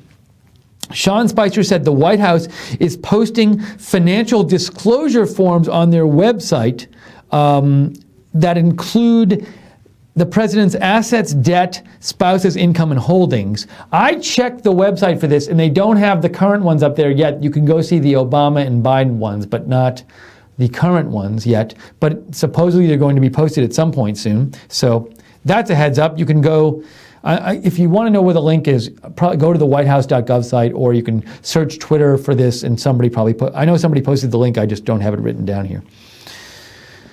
So there was that from the press briefing. A bunch of different little things talked about there in addition to the big things. What else do we got here? There were a couple other notes I wanted to mention from the press briefing. The surveillance I talked about. Oh, he talked a bit about the upcoming meeting with the Premier of China. And there was this tweet, I should mention that actually, that President Trump sent out about this yesterday that was quite an interesting tweet. Let me get it up here so I can read it to you if you didn't see it. So, yesterday, where is it here? Yes, President Trump sent out two tweets about his meeting with the Chinese premier next week. One was the meeting, the first one, they were in a row. The first one was the meeting next week. Actually, I'll just read them both at once because it's a ... They're meant to be read both at once. Here are the two tweets. The meeting next week with China will be a very difficult one in that we can no longer have massive trade deficits and job losses. American companies must be prepared to look at other alternatives. So he said, President Trump, it's interesting, he says the meeting is going to be a difficult one. So that's not something we always see a leader do in advance, say the meeting's going to be a difficult one. Maybe it's like early negotiating kind of thing. But Sean Spicer was asked about that today. And Sean Spicer said, where did I write it down here? So he was asked why President Trump thought the meeting would be difficult.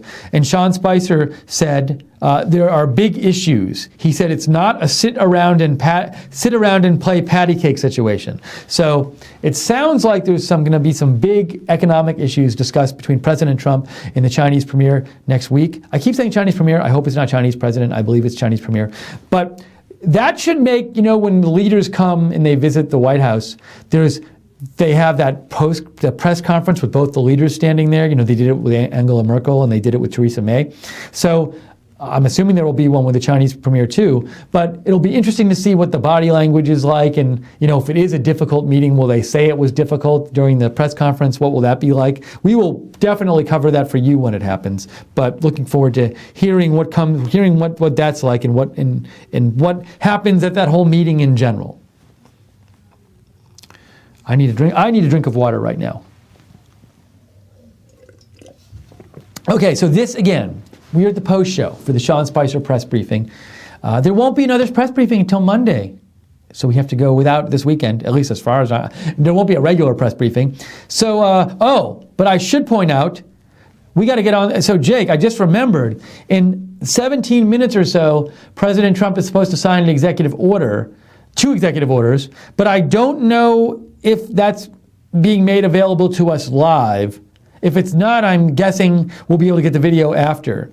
But Jake, if you can let me know if you can figure that out, because if it's live, we'll go to it. But if not, we will wait until I'll see what I can do. Okay, so Jake will get on top of that. So President Trump is supposed to sign a couple executive orders related to trade and unfair trade. So in trying to redress unfair trade, so that's happening, and that's happening this afternoon. So we will bring you some coverage of that when we are able to. Jake's on it right now finding out. But for now, this is the post show. We've been taking your calls all day. We really appreciate your calls. All day, I mean in the pre-show and now. We also appreciate all your comments. Excellent comments, excellent calls today. If you'd like to, before we finish today, call in and let us know what you're thinking about, politics-wise, about the briefing or about any of the other big issues going on. We'd love to hear from you. Give us a call at 202-470-0049. Or we will have the feed. So let me ask you this, Jake. So it's 3:15 now, 3:14 now, and it's supposed to start at 3:30, right?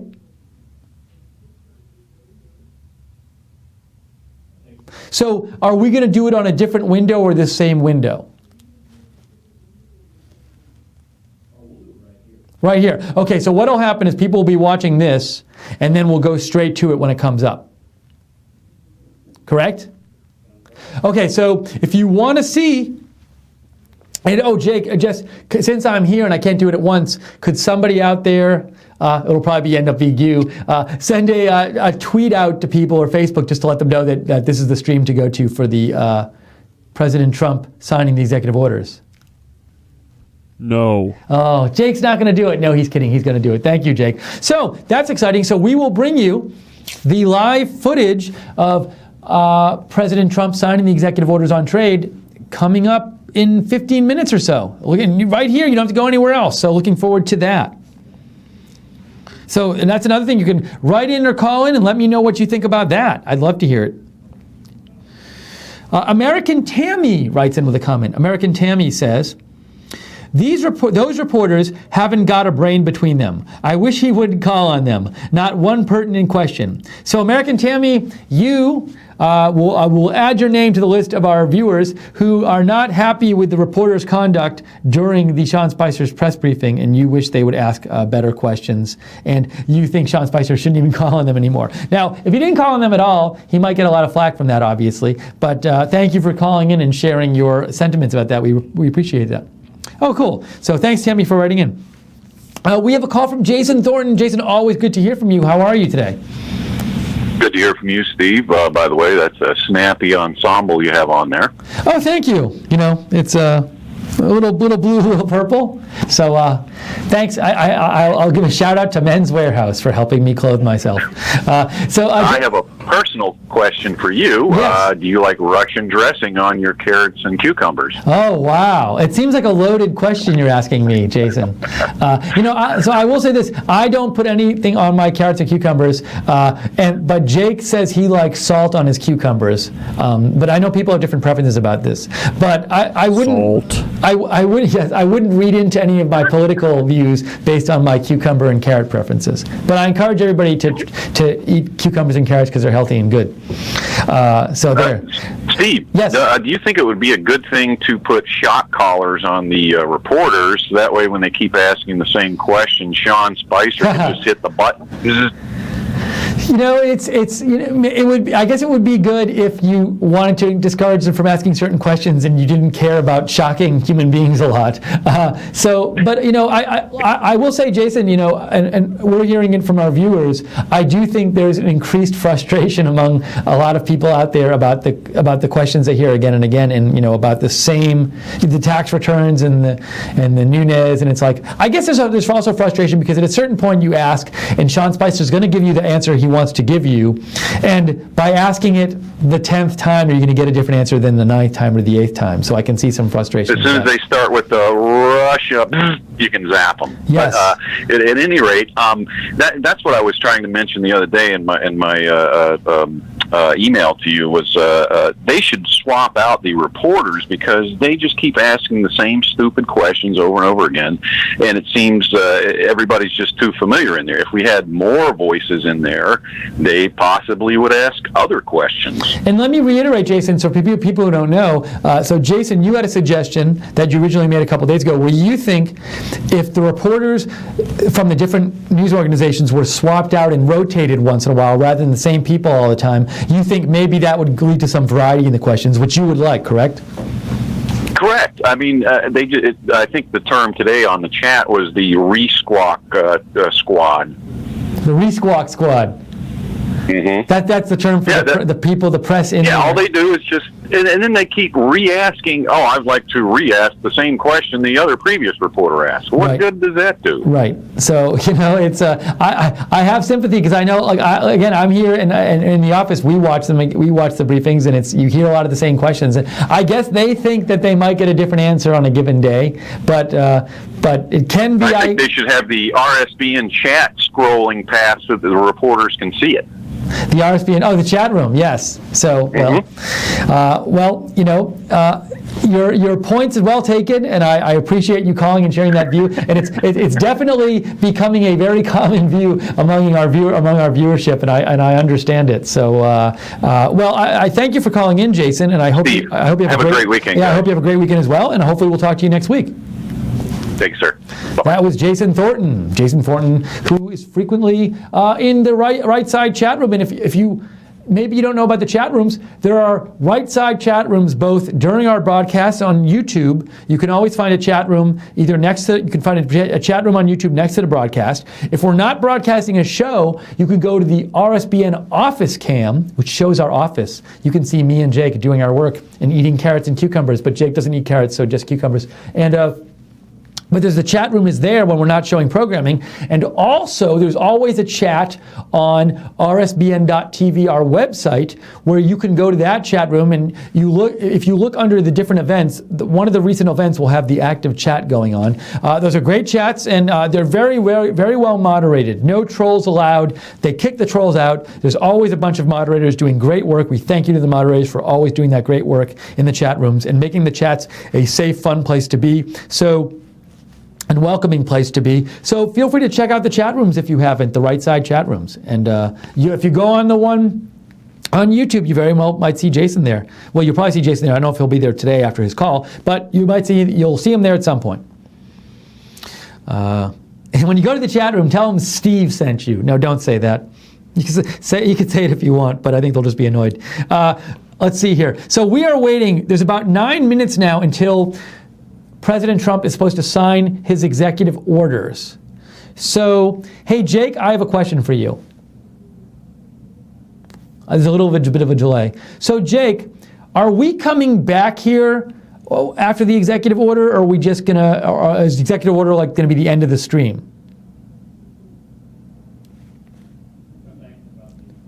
Okay, so we'll probably, thank you, Jake. So basically, after the executive order, we will come back here probably for about 10 minutes or so to wrap it up. So please stick around after the executive orders are signed, and President Trump says whatever he's going to say. But that's going to be coming up next. Stay right here. This is the place to watch.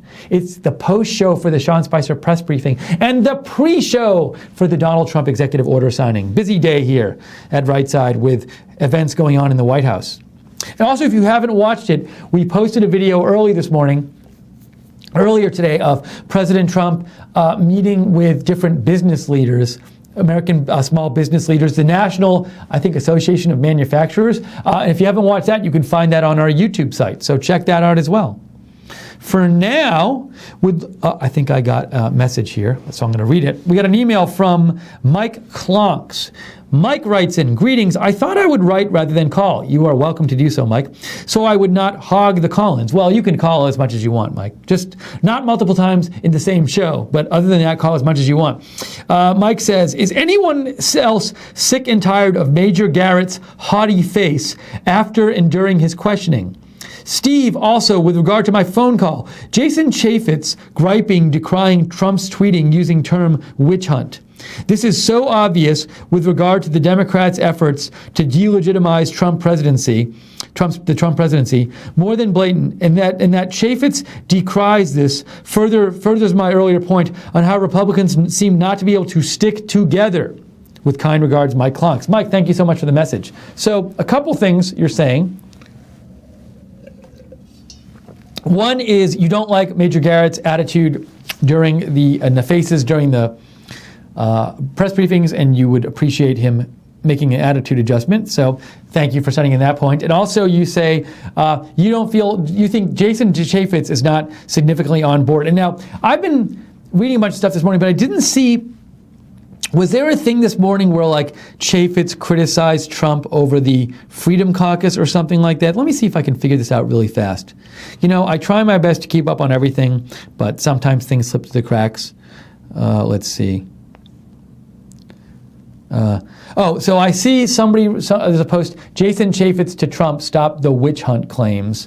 So there's that. So there was some criticism going on by Trump of Jason, by Jason Chaffetz of Trump. So you're saying, Mike, and we've gotten a number of you have commented on this in the last couple of days, and especially today, I think we've had 3 or 4 viewers write or call about this, that you're very concerned with what you perceive as a lack of unity on the Republican side, and you really want Republicans to unite and get behind Donald Trump, President Trump, because you want legislation to be passed to help America, and that you think that rightly, if you think this, that the only way Republicans can pass this is to be united. Now, I guess they could pass it with Democratic support if they're not united, but I think it'll be tough to get Democratic support for anything President Trump does. Maybe infrastructure, but I think it's going to be tough. So, thank you for writing that in. And again, a number of you want Republicans to be united. And Mike, you don't like Jason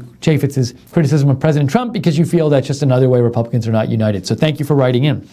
We have about 4 minutes until... Steve, we'd like to cut in real quick to make an announcement to everybody and let everyone know that Dan, I never know if I could pronounce this correctly, but Dan Canepa, who is an RSBN loyalist, I should say, he donated 50 euros, and his message is 50 euros equals 1,000 pesos, and 1,000 pesos will get you a bus from the border to Mexico City. Wow. So Steve, I think he's telling you that, I think he's saying you have to go back.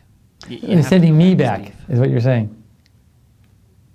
Is that what you're saying, Jake? He's telling me I need to go back? I don't know. I'm just messing around. But See, now people are going to think.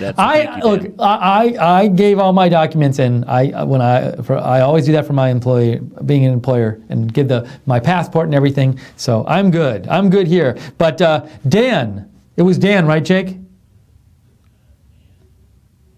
I can't hear you, Jake. I hear you talking out there, but not in my ear.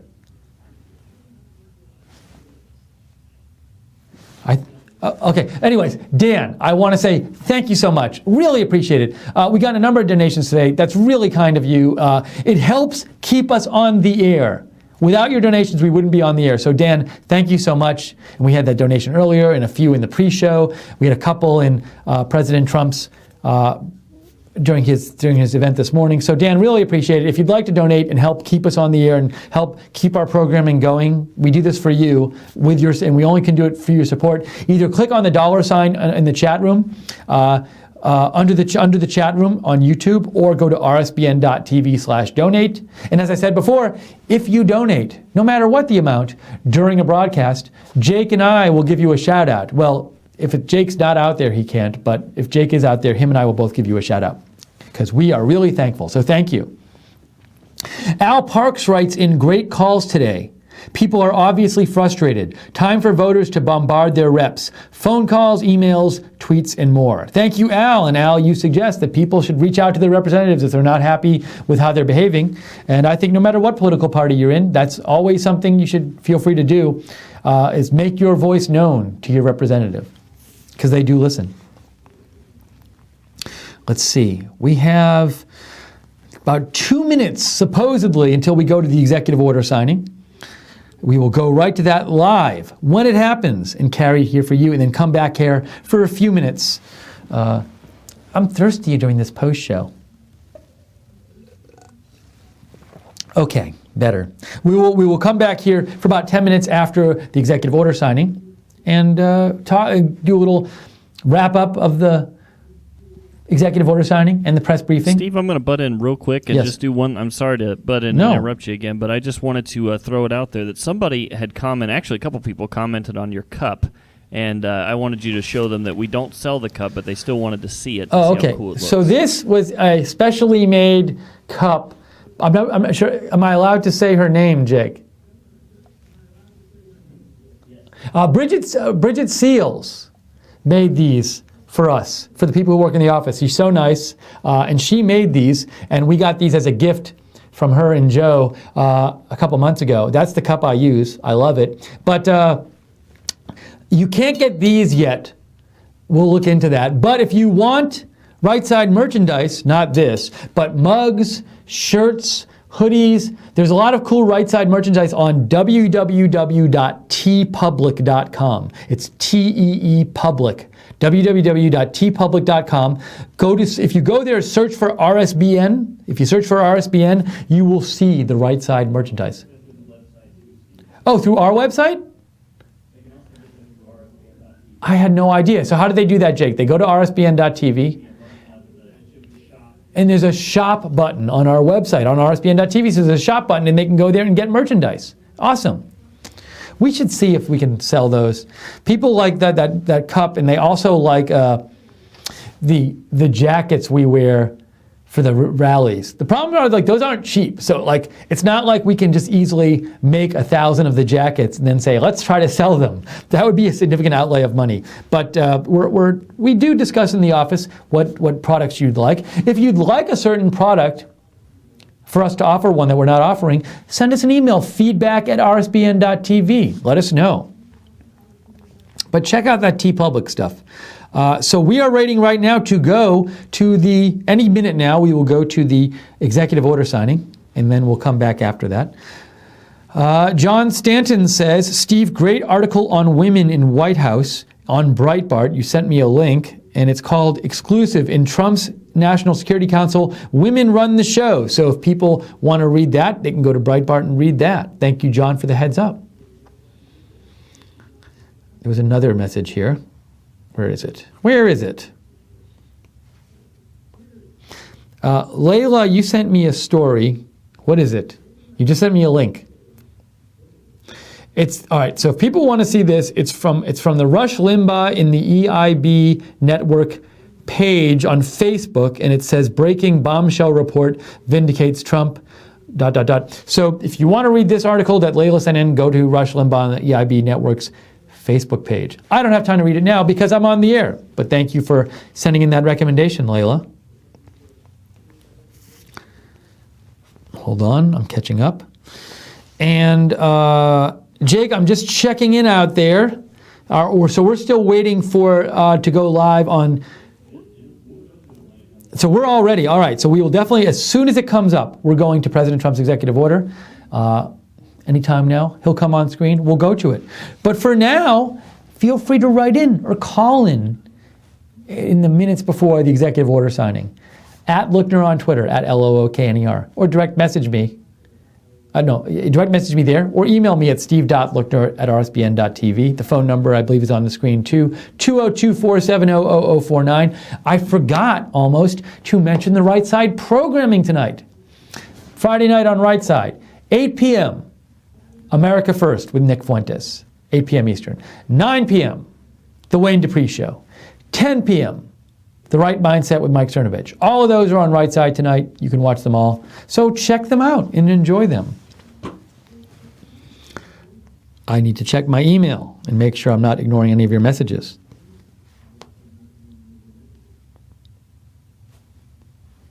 And Twitter. I think somehow I might have, oh no, I didn't catch up yet, because Gwen Avere has a message. Gwen Avere writes, Steve, would you happen to know the press briefing etiquette behind always having the exact same reporters sitting in the front rows and getting the most attention? Do they pay to sit there? What's the deal with that? Hashtag RSBN rocks. We love you in the RSBN YouTube chat room, Steve. Love and shout out to my RSBN chat room family. Thank you so much, Gwen Avere, for writing in. And that's a good question. So this is somebody asked a similar question, but it was a bit different yesterday. But you're asking, why do they sit in the exact same positions and in the same front rows and get the most attention? I don't know what the exact procedure is. So,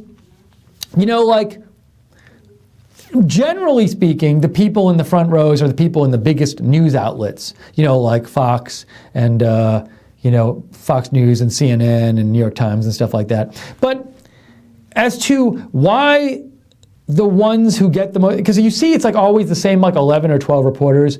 They always get a question every day. And then there's some others. But where's the cutoff there? So I'm guessing like, you know, we see like 11 or 12 every day, but who's at like number 13 and 14? And why aren't they on the list of the top 12? I don't know. I don't know what the exact criterion is for who gets to sit where. Again, generally I think it's the more bigger news outlets, but I don't know exactly. I'd be interested in knowing. Do they pay to sit there? I don't believe they pay to sit there. I believe you just apply for a press briefing pass, and if you get one, you just go. But I'm guessing they're assigned seats. Now, there's another interesting question. Are the seats literally assigned, or is it just understood like, yeah, that's where Major Garrett sits, like don't go sit there, or like Major Garrett will kick you out or something? Like, is it just sort of done on like like when you used to be in school and everybody would sit in the same seat for class? And like there was no rule that you couldn't take somebody else's seat, but you just didn't. You took your same seat. Maybe it's like that there. I don't know. So it's a good question, Guinevere. That's the best I can do for you. But thanks for writing in, and hello to everybody in the chat room. Let's see here. I'm checking. Oh, and we are just, if you're waiting for the executive order signing, it was supposed to be 5 minutes ago. These things sometimes start a little late. We're going to go to it live as soon as it happens. President Trump will be signing a couple of executive orders on unfair trade and trying to do something about it. So that's coming very soon from the White House. Maybe he'll make some comments. He usually makes some comments. Well, I guess there's the other question. It's like, who else will be there? Because I've seen some executive orders.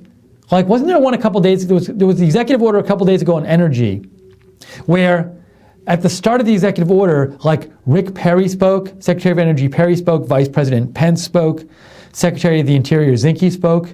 Who else? Somebody else spoke. Was it?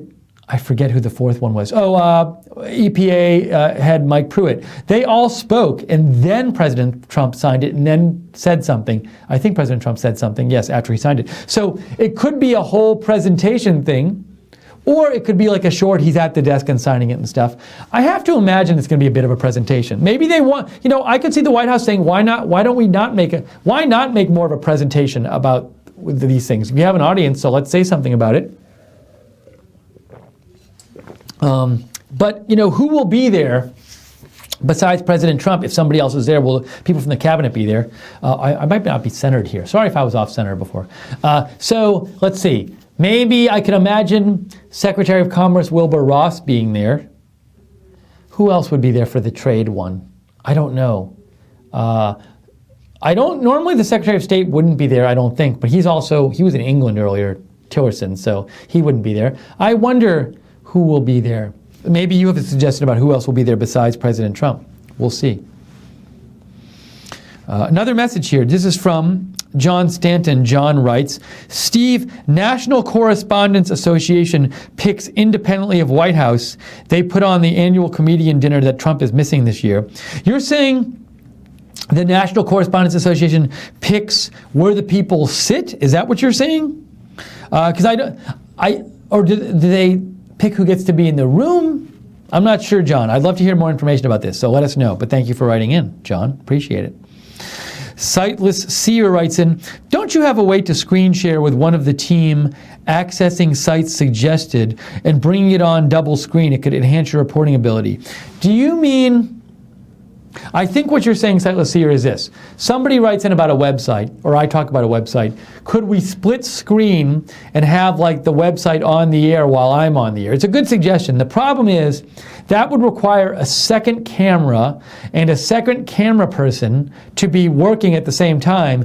And like it would be much more complex for the producer to do that. So it's just a question of, right now, manpower and resources. That's the kind of thing where we'd love to be able to do it. But right now, we're just doing the best we have with what we have. And, it's not easy. It's not cheap to be on the air and to cover live events and to have the studio and stuff. So this is the best we can do right now. But that's why we're hoping to grow and get more people to work here and have the funds to do that so we can have more production elements like you say. If you'd like to help us stay on the air or help us to grow. Steve, if I could chime in on this one. Yes, yes, Jake, do you want to get on the mic? Very good points. You're absolutely Jake, right. Jake, can you get camera and things? But just regarding production, I'd like to go ahead and just throw something out there. Yes, Jake, can you get on the mic? Hold on, Jake, can you get on the mic and say this? Yes, I am. I'm Oh, you are. already on the mic, I didn't sir. know you were on the mic, and I was like, well, don't explain it to me. And then, everybody can hear okay, me, great. so- All right, sorry, I didn't know. Jake, continue. Go ahead, Yes. Jake. It's all right.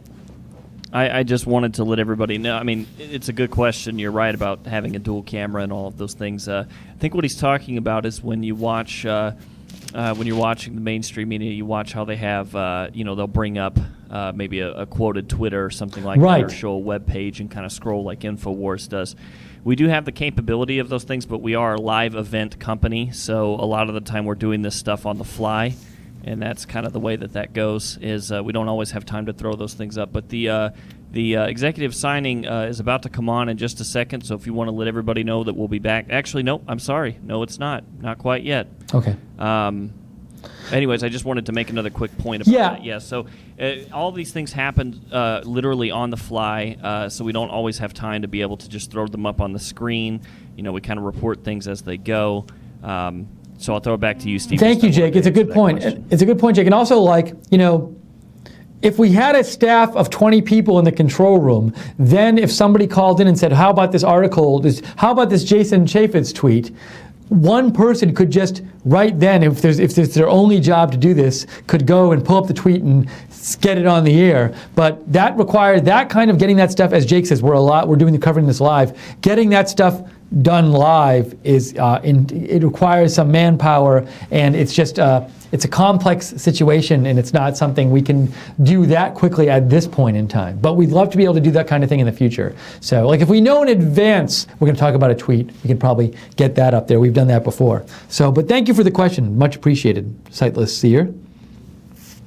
John Stanton writes in again, he says, yes, the National Correspondence Association, they pick who sits in the first row in agreement with all the correspondents who are members of the National Correspondence Association. I did not know this. I'd love to know more about this, John.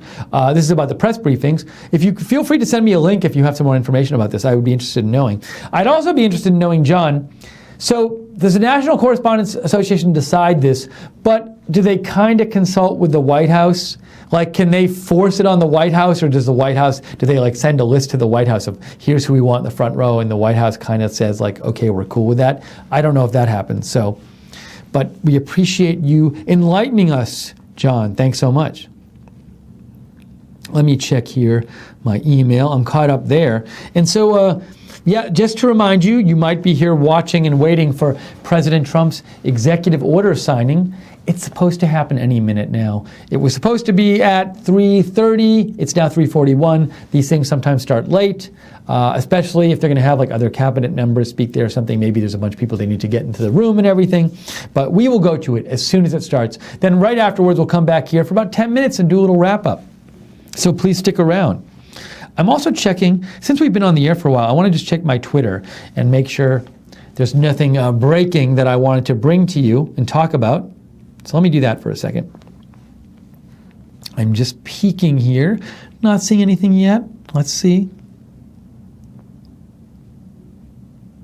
Oh, here's something that happened. The House Intelligence Committee ranking member Adam Schiff actually has arrived at the White House to view the intel reports that Devin Nunes viewed a few days ago. There's actually a picture here. This is from Fox News. They posted a picture. That's Adam Schiff arriving at the White House. So you can go to the Fox News on Twitter and get that picture for yourself if you'd like. That's some news. Did I miss anything else here? Oh, and this is from the briefing. I didn't mention this. The president proclaimed Sunday, April 2nd, to be World Autism Awareness Day. And as I said before, the White House will be lit up in blue on Sunday to mark that. So if the White House is blue on Sunday, you know why it is. Anything else here? Any other news that I neglected to give you before? All right, we are caught up on news. If you'd like to write in at all and try to get a last-minute question, we already got an email beforehand, so let me read that first. This is from Greg. Greg's subject is equipment suggestion. Greg says, I don't know what you currently use, but there's a NewTek TriCaster that has the purpose of live streaming with many features. You could do like Wayne Dupree and solicit donations for the equipment. I will pass that along to the tech people here. Greg, thank you for your suggestion. I need a drink of water. I also need to eat soon. We ran so late today because we had the executive order. I'm going to have to eat something soon. If I pass out on the air, it's because I didn't eat enough during the break. Oh, okay, so we're not going to be doing a post show. So when we just found that out, I just found that out. So we're going to go to the executive order signing very soon, and then that's it for this afternoon's coverage. So I'll say right now, in advance, goodbye, because I won't be able to say goodbye to you after the executive order signing. So just so you know that. Let's see here. This is I got a tweet from Layla who says, what did you say here, Layla? Layla sent me a tweet from Adam Housley that says, our sources, the surveillance that led to the unmasking of private names of American citizens started before Trump was the GOP nominee. Okay, you sent me this from Young Conservatives, youngcons.com. So if you want to see what Layla was talking about, you can go to youngcons.com. Oh, we're going. Enjoy the executive order signing. We'll see you later. Have a great... During the campaign, I traveled the nation and visited the cities and towns devastated by unfair trade policies. Probably one of the major reasons I'm here today, trade. Nobody's ever made bad trade deals like our country has made. I saw the shuttered factories and spent time with the laid-off factory workers. I heard their stories, and I promised them action, and I promised them a solution. And all over America, you're already seeing that solutions start to take place. Take a look at what's going on in Michigan with Ford and General Motors and Fiat Chrysler and so many more. The jobs and wealth have been stripped from our country. Year after year, decade after decade, trade deficit upon trade deficit, reaching more than $700 billion last year alone, and lots of jobs. Thousands of factories have been stolen from our country. But these voiceless Americans now have a voice in the White House. Under my administration, the theft of American prosperity will end. We're going to defend our industry and create a level playing field for the American worker, finally. Today, I am signing 2 executive orders that send this message loud and clear. And that set the stage for a great revival of American manufacturing. And you saw that today. You saw what happened. You saw the kind of numbers we have. The survey actually showed 93% of manufacturers are now optimistic about the future, a record high. And that's up from about 56% just a couple of months ago. We're going to build on that tremendous momentum, and we're bringing manufacturing and jobs back to our country. First, I'm signing an executive order to ensure that we fully collect all duties imposed on foreign importers that cheat. They're cheaters. From now on, those who break the rules will face the consequences, and there'll be very severe consequences. Second, I am ordering the first ever comprehensive review of America's trade deficits and all violations of trade rules that harm the United States and the workers of the United States, just as I promised during my campaign. This review will be led by Secretary Wilbur Ross,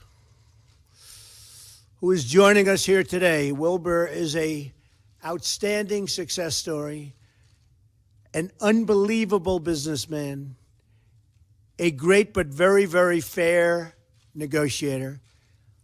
And on Wall Street, he's simply known as Wilbur, and everybody knows him. And now we have him on our side. So I thank you, Wilbur. It's really, you're going to do a fantastic job. We're going to investigate all trade abuses, and based on those findings, we will take necessary and lawful action to end those many abuses. I'm not beholden to any political or financial interest. I don't care. I'm here to do a job. I'm doing a job for the American worker. I really don't care. I'm not thinking about my business or anybody's business. Wilbur isn't. Peter isn't. None of the folks that we have up here are. We're doing a job. It's an opportunity like nobody's ever given. and we're here to do a great job for the American worker and for our companies where the American workers are employed. I work for the American people. Whether you're a Democrat or Republican or belong to no party at all, you are an American, and I'm here to represent you and your family. We're going to get this thing straightened out. We're going to get these bad trade deals straightened out. Right, Peter? It's time. You've been looking at it for years. Right, Wilbur? This combination over here can't be beaten. That's why I defied the special interests and followed through on my pledge to withdraw immediately from the Trans-Pacific Partnership. And that's why I am taking these very historic steps today. The well-being of America and the American worker is my North Star. And these two orders will point out our nation and point to everybody, point to the world. Next week, as you know, in Florida at the Southern White House, we're having the President of China and a large group from China, his representatives. And we're going to get down to some very serious business, so we look forward to it. I've spoken to him numerous times on the phone. We look very much forward to it. But it's been very bad what's been happening to our country in terms of our companies and in terms of our jobs. So we're going to start turning it around. We're going to turn it around fast. It's not going to take a long time. It's going to go fast. So I just want to end by saying that we have a team that's second to none. And when everybody is assembled and fully in gear after these two orders, I think it's going to be something very special. I'd like to ask Wilbur to say a few words. And then, Peter, you'd say a few words, and we're all set. Our Vice President, I think I'm speaking for both, but I'm not 100% sure. Yes, you are. I will tell you one thing. He has one hell of a good marriage going. Come on, Wilbur. Thank you, Mr. President. If anyone had any doubt about the President's resolve to fix the trade problems, these two executive orders should end that speculation now and for all time. This marks the beginning of a totally new chapter in the American trade relationship with our partners overseas. Thank you very much. Thank you, Peter. I remember well during the campaign, the day the President made the speech outside of Pittsburgh and laid down a set of promises to the American people on trade. And today, this is the beginning of the fulfillment of those promises in a grand way, with Wilbur Ross at the helm and the President being the grand strategist of this. And we're going to get it done for the American people, workers, domestic manufacturers. Thank you. Mr. Vice President, would you like to say something? This is a great day for the American worker and a great day for the American economy. Once again, President Trump is keeping his word. As we look for ways to expand exports from this country, imports to this country, this president is determined that we're going to have free trade, but it's going to be fair trade and arm's length negotiations with nations, holding them accountable to the promises that they make. And the review the president is initiating today and the work of members of this team on the president's behalf will ensure that we put America first when it comes to trade. We put American jobs and American workers first. Thank you, Mike. Thank you, everybody. You're going to see some very, very strong results very, very quickly. Thank you very much. Thank you.